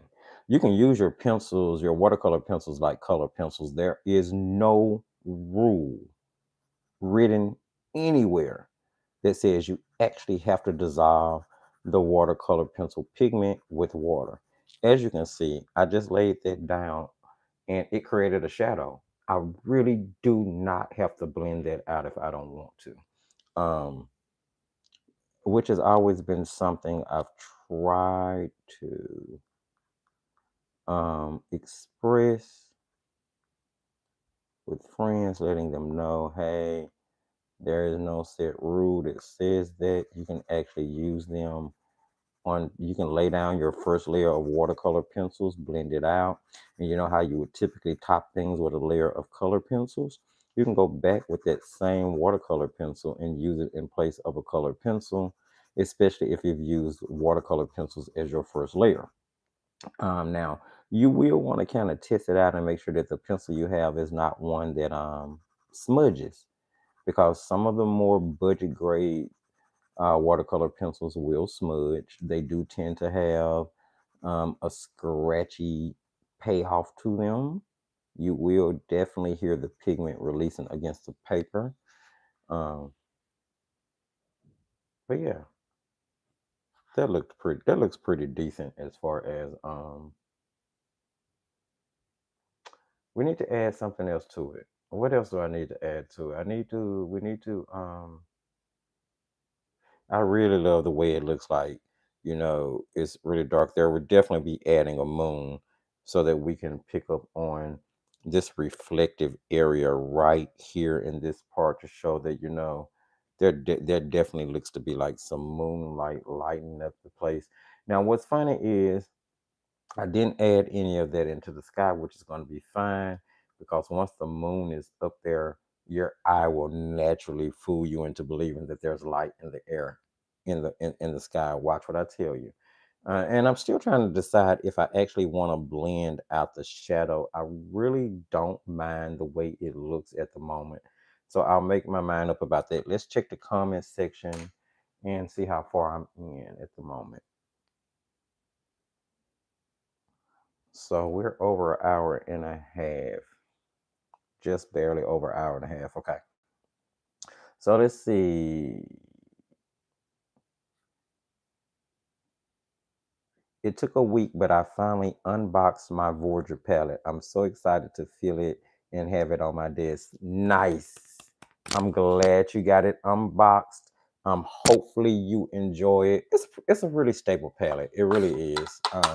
I haven't had any issues with mine. As a matter of fact, I've started playing around because I have, several of them for myself. So I've started to play around with other palettes.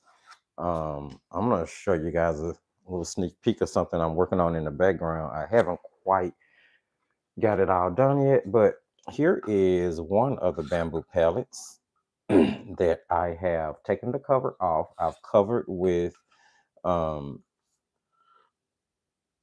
painter's tape, and I've used black watercolor ground to cover the surface of the palette.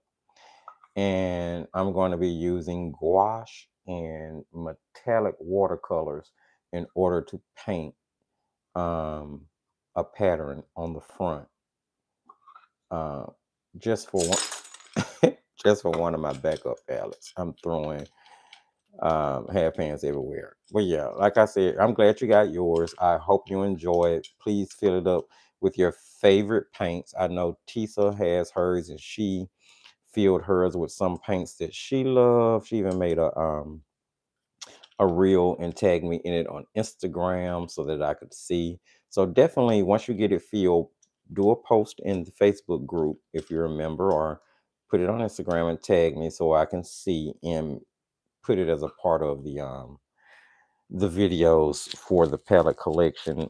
So yes, guys, that is again available on defiantarts.com. Link in the video description.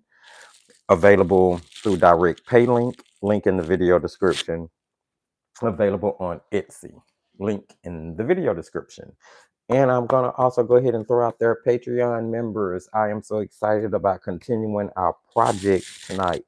I almost want to show how far we've gotten on that project, where we're going to be picking up. But if you are a Patreon member, if you are a member of the Creation Station, we will be going live for our regular Monday Night Live at 8 p.m.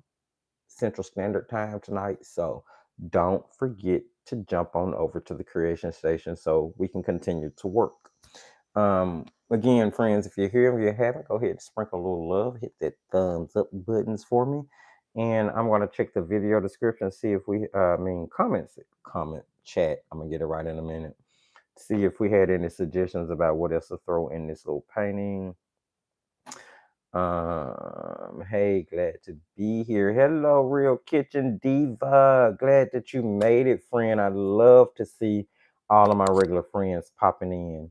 Stephanie, hello. Love your videos. Thrifty, sadly, I have to run. Oh, I'm so sorry, Stephanie. Do come back and catch the replay. It will definitely be edited to be more replay friendly. Okay, what else do I want to add in? I know I'm going to add in a moon. um,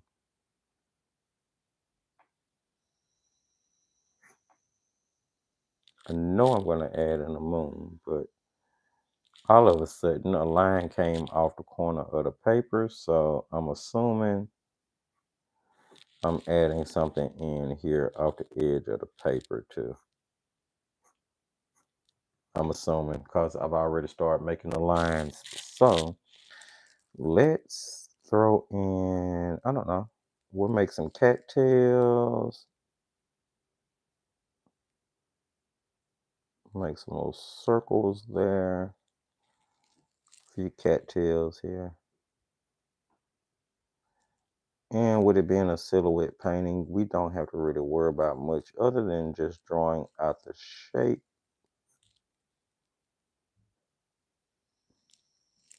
So I'm just making some sticks with some sort of ovals on the end.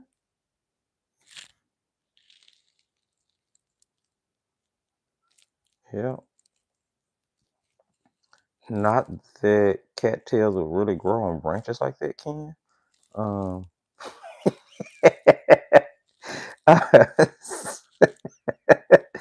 they wouldn't really grow on branches like that, people. Just so you'll know. They should be more straight like that. See if I can put in a few grasses over here just to make it seem like it should. Let's go ahead and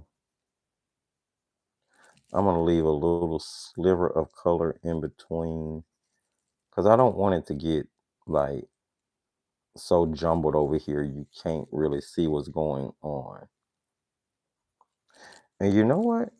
Let's really experiment and explore. Let's add some green into that. Which one is this? This looks dark. No, it doesn't look too dark. It looks like somewhere in the middle, like a medium. What's number 5? Number 5 is, oh, it's called green. Go figure. I'm just gonna throw that on top of the black from the grass blades.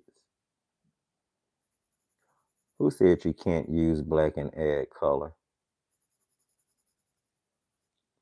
Who said that? They were telling a fib.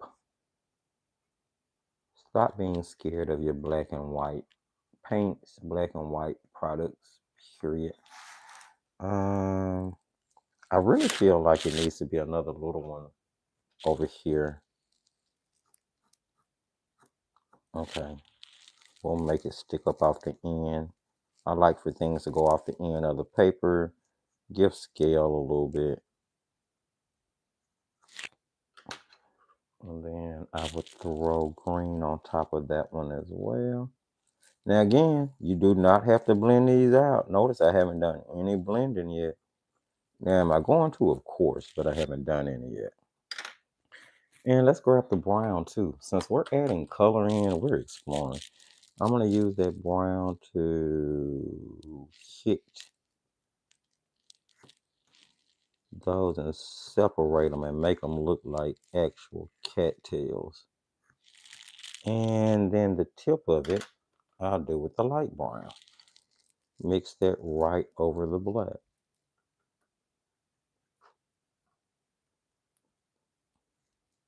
Although the opacity the black adds to build. And I might as well go ahead and blend these out. I'm gonna put the little things coming up out the end of them, and I'm gonna keep that brown. And you can actually see that. That's so cool. All right. Let me grab the brush I was using. And we will go ahead and blend out definitely the grass blade. Okay. Oh, they blend so well, friends. They blend so beautifully. Absolutely gorgeous. Don't you know? If you guys wonder why I always say that, that is part of the song Body I Am the Body Beautiful by Salt and Pepper. It is on the, if you've never seen it, something to definitely be hilarious and make you laugh. It is on the To Wong Fu, Thanks for Everything, Julia Newmar soundtrack. Um, Hilarious movie. If you've never seen it, do yourself a favor, sit down and watch it. It has Patrick Swayze, Wesley Snipes, and John. I can never pronounce his last name right. Laragimo? John. They're all wonderful actors. And it's a great movie about diversity and learning to accept those who are different from you. My motto has always been I might not love it for me, but I love it for you. Who am I to tell you what makes you happy? As long as you're happy, that's what matters to me.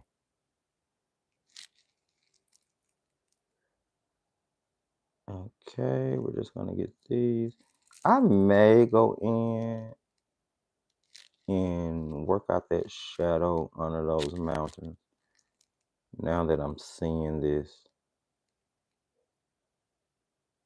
All right. So there's a cute little cattail and love. Can you see the green? Look at that. That black mixes so beautifully with those other colors. It's pretty amazing, actually.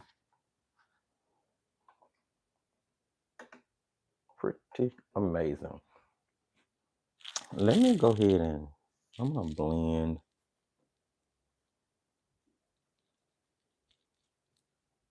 slightly blend out.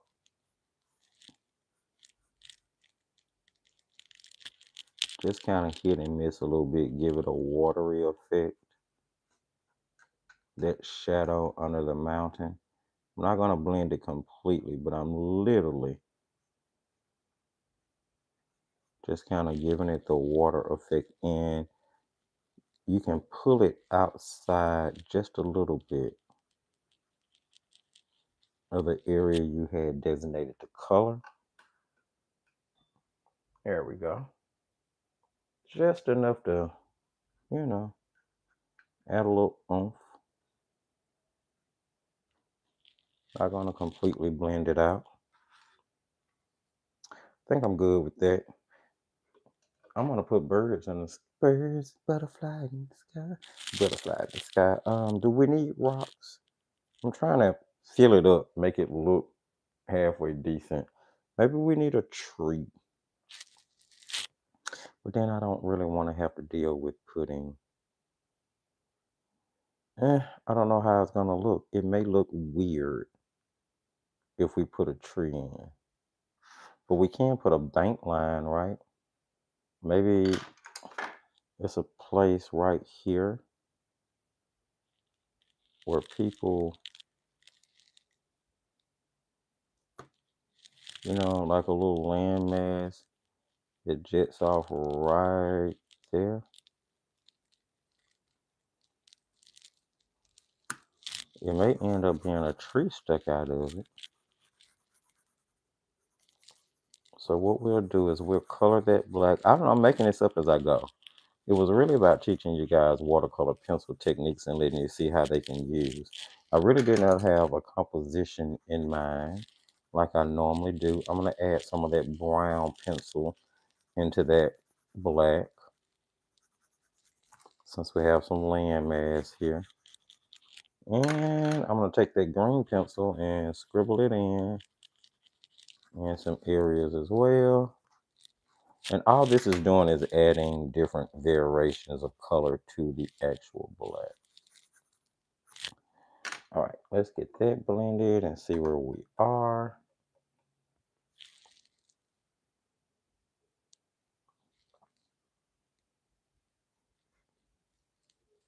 Oh, I wish you could see the green popping out in that black. That's beautiful. Just take it off the end of the paper there. Now the hopes is that that looks like a bank and not a mountain in the front. Let's see. Yes, I can deal with that. And it really needs a tree. It does. It does, friends. Another technique you can use, and I really don't want to, I'm going to use the green because I don't think I'll be, am I going to use the green? I'm going to use the brown. I'm going to use the brown in the tree. Am I going to do a tree? Jump in the comment section and let me know if I'm going to put a big tree over here on this side or something. Or if I'm just going to throw a moon in and call it a day. Let me know what you think as I show you another really quick watercolor pencil technique. And this one involves turning the actual pencil itself into a palette. And I know you're like, huh? So with this technique, you have to be careful because as I told you earlier, once the lid of your watercolor pencil is wet, it makes the lid vulnerable to snapping and breaking. So you definitely want to give the lid time to dry before you try to use the pencil again if you wet the lid. In this technique that I'm about to show you, we are going to be wetting the lid. So I want to add a little bit more green here. And this is where the drawback is coming in because I really might want to use this green for this tree if we add it. What time is it? Okay, maybe not. So I'm gonna wet the tip of my brush, and then I'm actually gonna pick the color up from the tip of the lid. Notice what I'm doing. I am only wetting the actual lid. I'm not wetting the barrel.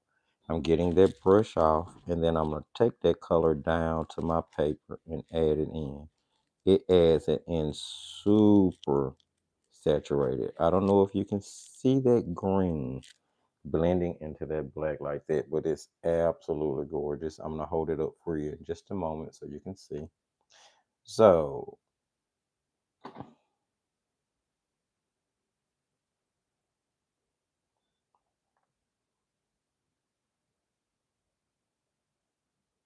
and just blend that green in. What I really wanted to do was get color along the bottom here of this paper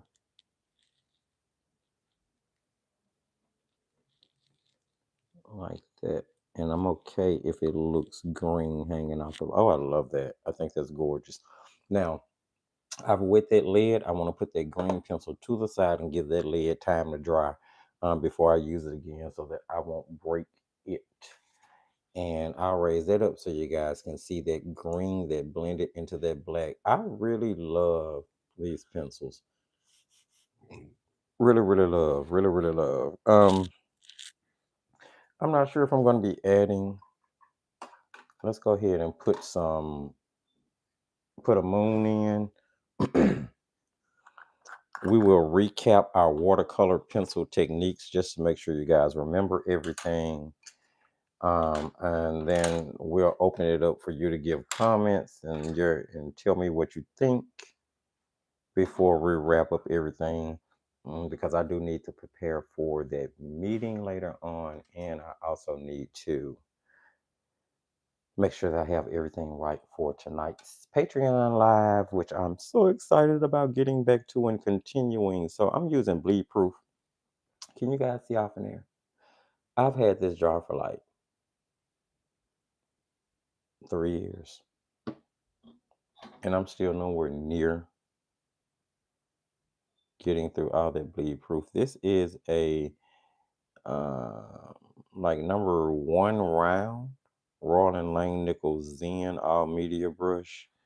I just happened to grab it. It was there. Let's see. Do we want it high? I mean, too high in the sky? We don't want it too high in the sky. I don't know. We're going to go here. I've done it now. It's there. So this is definitely where it's going. And I like full moons. So we need a circle.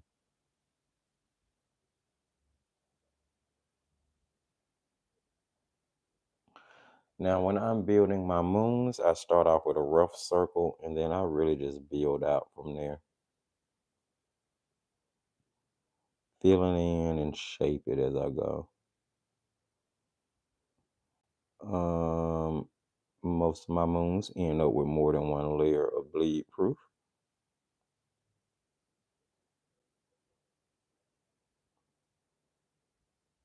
Just to make sure it's completely opaque and covering everything.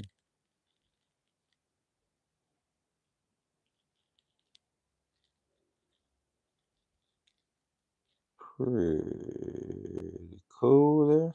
There we go. Changes the perspective of it completely the minute the moon goes in the sky, right? Right. I mean, just changes the entire composition. And this is a cool way to test your products, friends. This is why I suggest silhouette paintings because you're gonna feel like you accomplished something, especially for a medium that you're unfamiliar with. Now, I'm going to be eventually stop throwing brushes at myself, but I am going to be delving into. Now, I am putting just a bit of bleed proof ever so slightly touching the paper against the horizon is going to break up the horizon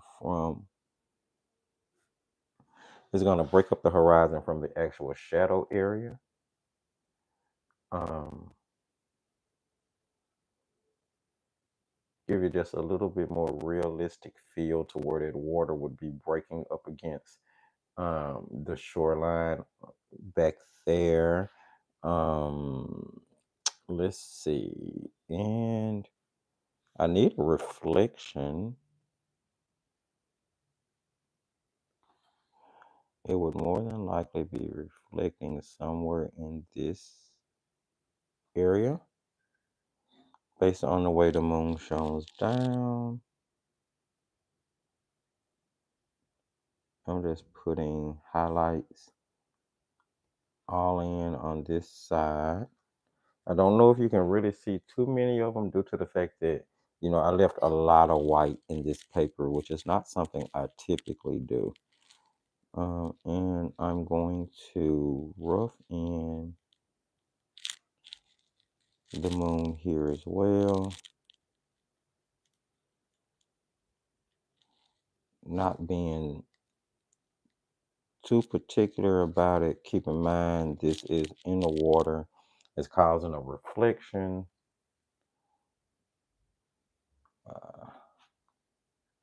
And it also happens to be causing quite a bit of reflection because we had that, like I said, we had the white already in from the paper.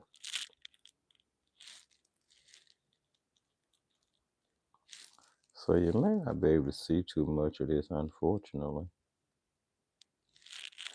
Which takes away from the effect.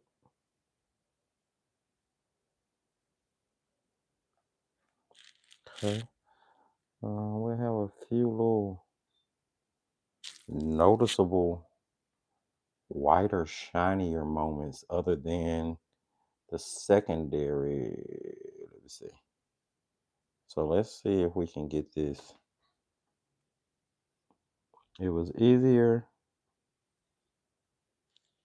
Um,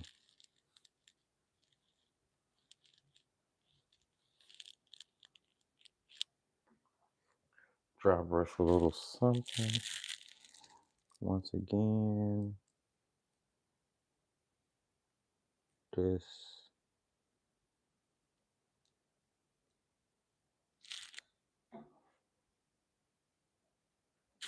Let's put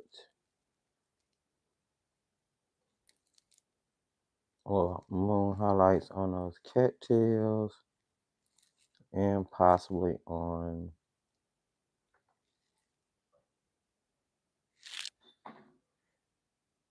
like so.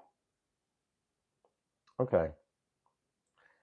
That's a pretty straightforward, simple, easy land silhouette that you can pull off your very first time if you were trying watercolor pencils. Um, And of course, you can search the channel and find more intermediate and more advanced watercolor pencil videos if you decide it's something you're interested in continuing to pursue. So I'm going to sit that there and just kind of let you guys, look at what's going on as I jump in the comments section to um, see if there are any questions I need to answer or anything of that nature.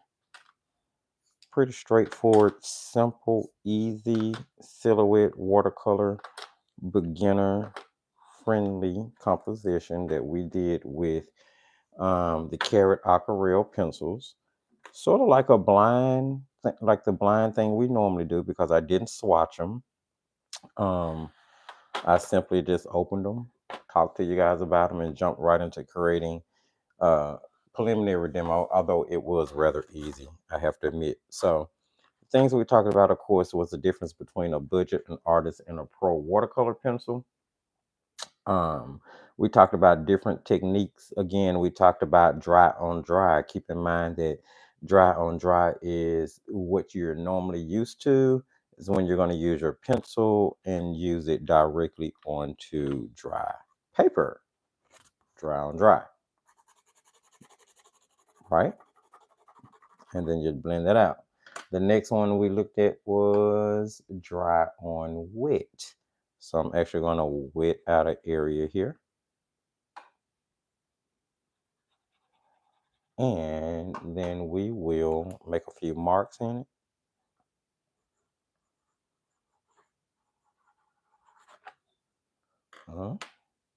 Let's do it again. This time we will actually sketch out something.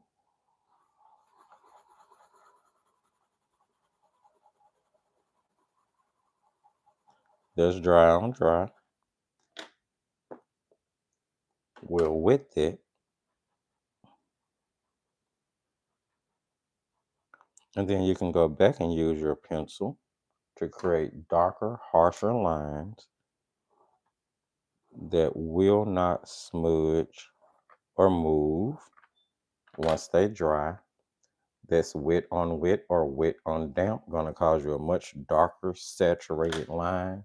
Great for detailing and shadow. Again, this is your dry on dry, where you just blend it out, which was the technique we employed in the demo painting the most, right? There's your palette painting, where you can take the pencil, scrub it onto an abraded palette, which pulls off the lid, right? Then you add water to that to make a wash, and you can use that to paint, right? Just like a watercolor, right? So those are some really cool techniques that you can go out and explore to get you started in watercolor pencil painting, that I hope is going to help you be less fearful of this medium, because it's a really, really good one. I successfully used a combo of Prisma and Inktense pencils with cream eyeshadow. Oh, and am in love with my result. Probably has serious life fast issues. I'm sure, Eleanor, I'm sure it does, but just the pure enjoyment of being able to explore that and see what can be done. And then, excuse me, yeah, of course, the original piece, because of the eyeshadow, may have light fast issues, but um, maybe reproducing it, making prints of it. That way you won't have to worry about the light fastness. Um, Scanning it in where it does have eyeshadow on it. I mean, but yeah, maybe scanning it in, or taking a super, super clear up close picture of it, and then putting it into a photo editor to just kind of clean it up a little bit. So there may be ways to use that artwork or create artwork with that combination, and still circumvent the light fast issues. I just think that's so cool. Cream eyeshadow, like adding a white to your paints or something to give your paints more body. I love creamy, creamy paints. Now it's ironic, when I fill this palette, I didn't put any super creamy paints in here, but as you can see, I have 4 spots open, and it is my plan. I'm gonna put Daniel Smith Buff Titanium in here definitely. Excuse me, just to kind of cream up things in my palette. I really am excited about the video we're going to be doing on the Roman Smalls, though. Who need to get that done? Need to get that done. I got to work some things out, friends. So, are any final questions? Go ahead, jump in. We'll probably enter it in the cheap art challenge. There's a great idea, Eleanor. And just in case you guys are not familiar, the cheap art challenge is still going on. It's still in full swing. You can find the link for the Facebook group Paints, Pencils, Pastels, and Markers in the video description. That is the Thrifty Apprentice Defying Art sponsored Facebook group, where we do all things artsy and crafty. All artists of all mediums and all levels are welcome. With respect, we learn from each other and we share with each other. I am a stickler for trying to make sure that people are respectful and that there isn't a bunch of spam in that group. I mean, I've had a few problems, but things are working themselves out. The cheap art challenge is in full swing. You use whatever you want, whatever you consider cheap art, whatever medium, and then you will post a picture of it in the paints, pencils, pastels, and markers group using the um, hashtag thrifty cheap art challenge. There has been quite a few submissions already. I hope you guys don't mind showing. Hope you guys don't mind me showing it because I'm going to. I'm very excited about the participation that's going on. This is the third annual Cheap Art Challenge, and I really, really encourage you guys to go ahead and enter. If you haven't checked out that video, you can check out that video. It's on the channel, the kickoff video. Let's see. So this is the kickoff video. It's called Thrifty Cheap Art Challenge 2024 kickoff video, posted 5 days ago. That secret to watercolor and alcohol markers was posted yesterday. Um, it's funny because the cheap art challenge video currently has almost 230 views on it, but I definitely have not seen that many entries into the actual challenge itself. The prize package is going to be a 24 half pan set of Mangio professional watercolor paints with a pad of Fabriano watercolor paper and 4 or 5 different watercolor brushes in a pack. It's a set that you order off of Amazon from Mangio, and which we all know that Mangio is a actually really decent mid-grade paint. Mangio produces like Jane Davenport paints, or that original palette. Most of the Prima marketing paints are white labeled from Mangio. So if you're familiar with either one of those, then you will be familiar with the quality, or maybe you've used the Mangio paints themselves, because I know that they're pretty popular. Okay, so I wanted to show you all the entries into the cheap art challenge so far. Give me just a quick second. Let me get pulled up here. Tag thrifty cheap art challenge. Well, there are some beautiful people doing beautiful things inside this group, friends. If you're not a part, it might be something you want to do. Um, this is a beautiful submission. I always try to go through and show love to everybody's artwork. Are those ornaments? Just finished painting these. I know I'm a month early, but couldn't help it. Are those ornaments? Those are gorgeous to hang for Halloween. Oh, the people in the group do some wonderful, wonderful things. Ooh. Okay, so here is our cheap art challenge entries so far. We have some beautiful entries. Same couple of people. But that's okay. That's okay. You still have time to get it in. Um, doesn't matter what you paint. Doesn't matter what medium you use. Just so long as it's an economical product, it qualifies. Beautiful peach. I love this peach painting, Miss Monroe. It's very beautiful. Linda painted some very beautiful orchids there. Love the fact that people are practicing. That's what this challenge is about, really, to promote practice. Linda here again, with some flowers.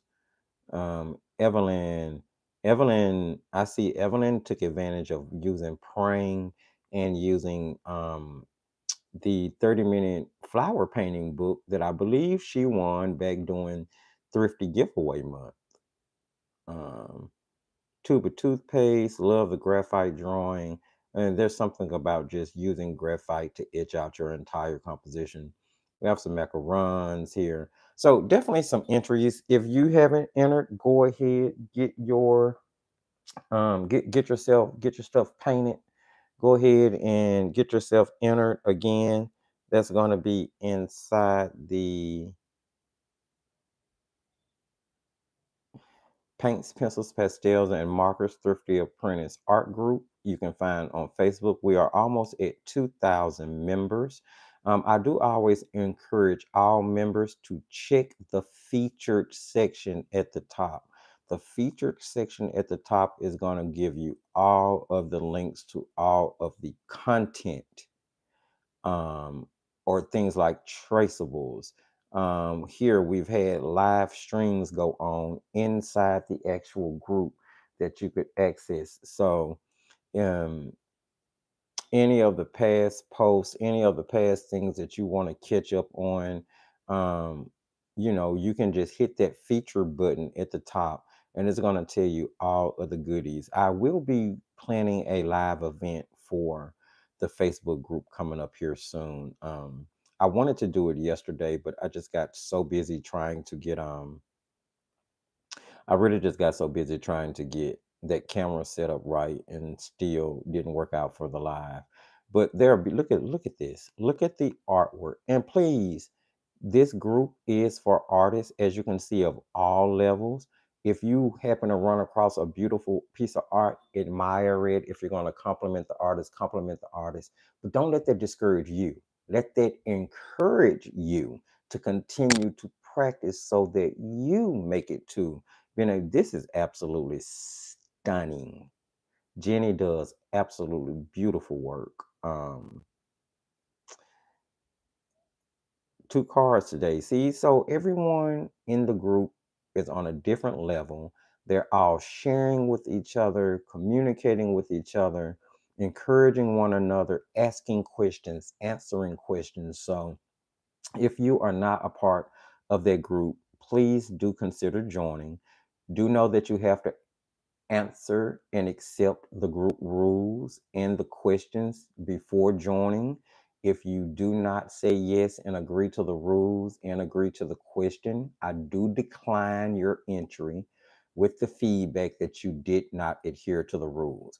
I have to have everybody say yes, they agree to the rules so that if anything should happen in the group, and anything goes down, no one can say that they weren't aware of what the rules of the group were before they got there. So just, heads up on that, friends. But beautiful group, go check it out. Amazing, amazing artwork in there. I'm so proud of where this group has come to, and hopefully you will become a part of it as well. Beautiful, beautiful paintings over in there. Let's see. There is, I'm just showing you guys now stuff. There is the Thrifty Apprentice Instagram page. If you are not a part of following on Instagram, this Lindsay just posted something on Instagram. I had to like it. Testing out new material can be so much fun when you let go of pressure and expectations. Don't I say that all the time? I literally say that all the time. Like, I really didn't pressure myself with this demo today. I didn't. I wasn't really concerned whether it was going to turn out absolutely gorgeous, although it did. Don't you know? Again, Salt and Pepper, The Body Beautiful. Listen to the song. It is an amazing song. It is a feel good, build your confidence type song. I am the body beautiful, Salt and Pepper. Um, okay. So yeah, we don't want to roll across nothing political. But this is the page, so go check it out. Pretty much everything that you'll find on YouTube, you'll find on Instagram, plus some. I do a lot of posting in my stories section on Instagram. So definitely consider, you know, checking it out. That way you can keep up with the story. The story tells you a lot of things that's going on in the background as far as the studio is concerned. And then last but not least, the newest app that I'm always talking about lately is Palm Street. If you haven't joined me on Palm Street, please do. Palm Street is a wonderful app. Now, I'll be honest. On face value, you're going to think it's just geared towards plant lovers and flower lovers, but there are so many other things starting to take form on this app. Makers, They have a makers category where you're starting to get people doing pottery and crystal cutting and wire art and journaling and watercolor, and there are so many different things on here now that I really think you guys may enjoy, especially if you're an artistic person. There's absolutely no charge for you to join there. You don't have to worry about it saying like the in-app purchases are only when you want to buy something from a creator. um, as a creator, of course, I have a profile and it lets me attach a shop. And this is where you will find most of my original painted content that is for sale. If you've ever wondered, most of it is flower or plant based because that is my comfort zone. But I do attempt many other things, as you guys know.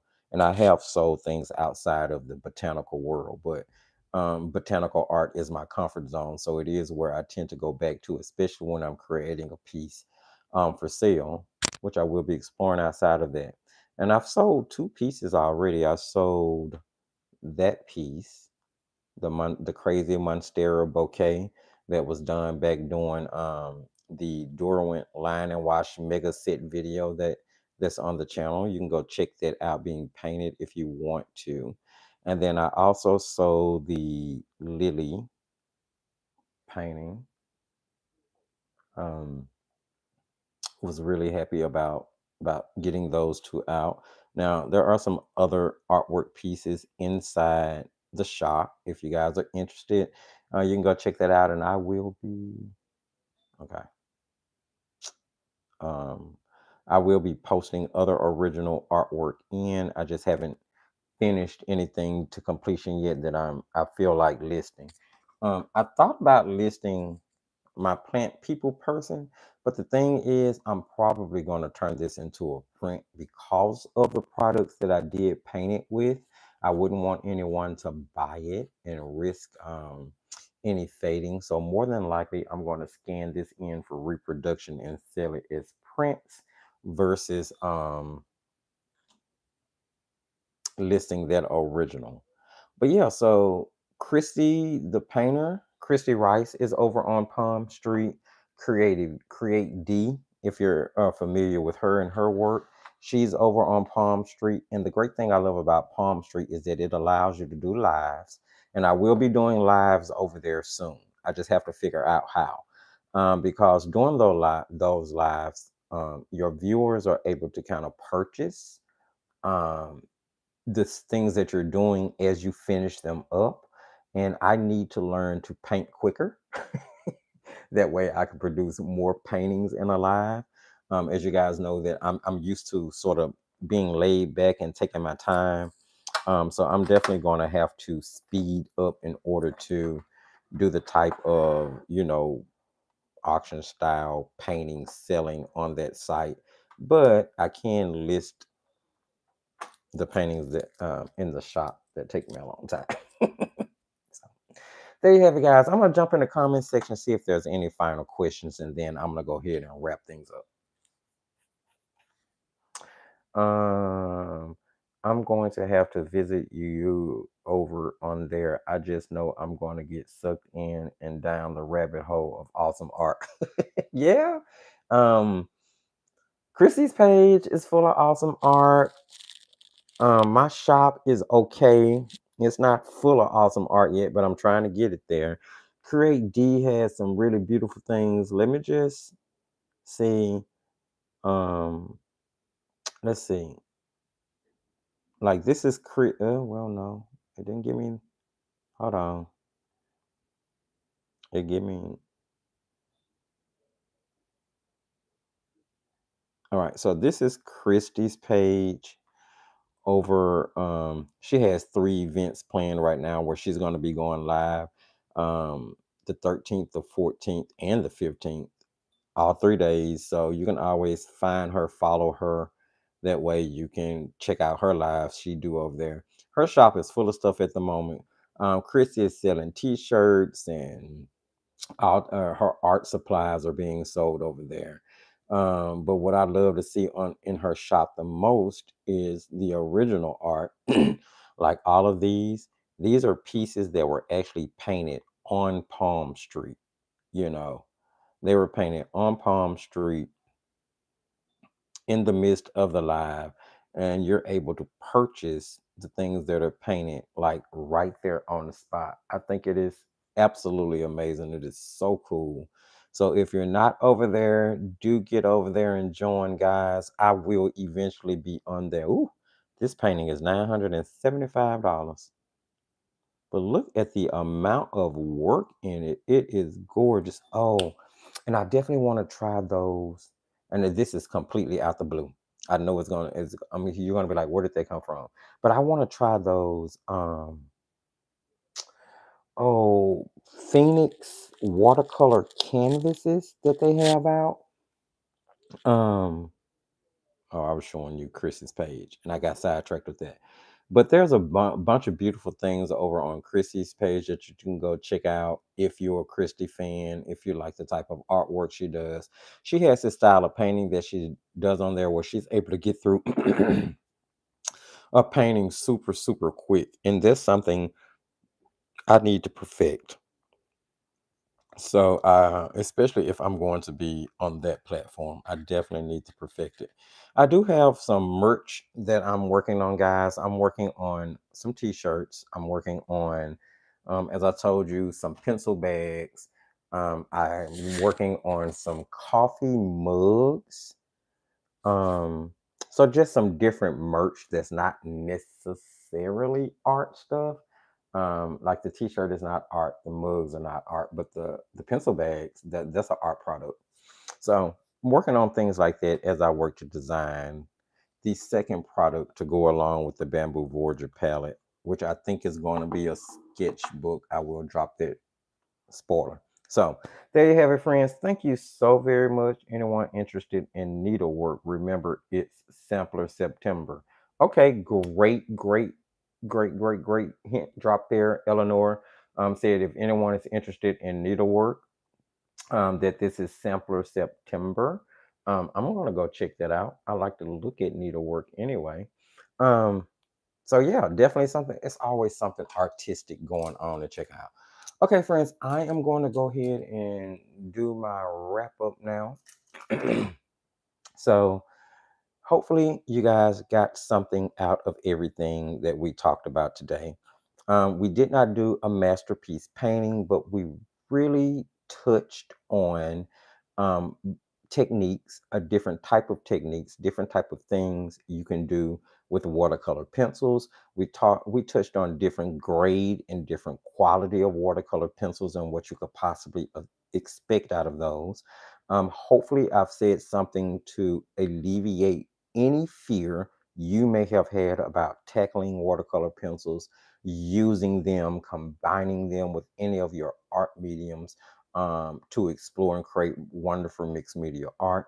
We did a really basic, simple, straightforward silhouette painting today, mainly so that I could test out the blending abilities of the pencils, test out the dissolvability of the pencils, how well they dissolve in the water, how well they move across paper.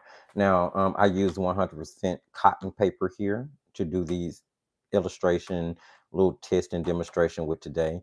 I will be testing these out on a wood pulp cellulose paper because before I get around to doing a review, which I eventually will, I want to make sure that I've given them testing on all around products that you would use in the studio because everyone is not going to have 100% cotton paper. But for what it's worth, turned out really well. Hopefully you give it a try. Hopefully you if and these are great paintings. If you're in a painting rut and you need something to kind of boost your spirits and make you feel like you did a project well, do a silhouette painting. If you want to test a product out for the first time, just to kind of get a good feel about how paints flow or how pencils work, do a silhouette painting. Trust me, it opens your eyes to understand a lot about the particular product that you are using. So, thank you, friends, so very, very much. If you are part of Patreon, I will see you tonight at 8 p.m. over in the Creation Station. If you're not a part of Patreon, you can find that link in the video description. And I promise you, you will not be disappointed for that super duper economical price. you get for the creation station. Keep in mind that if you are a Patreon member and you are a free member, unfortunately, you will not have access to the live videos. However, you will have access to see the result painting posted on the follow-up post, like the next day or a couple of days after. But traceables and live videos are only available currently to Creation Station members. Thank you so very much, guys. Enjoy the rest of your Monday. Use the rest of this week to create, explore, play with your products. Don't forget to participate in Cheap Art Challenge. Check out that video, check out the group, and I will see you guys back here next Monday, hopefully at 11 a.m., just so long as nothing goes off track. Remember, as I always tell you, just keep creating.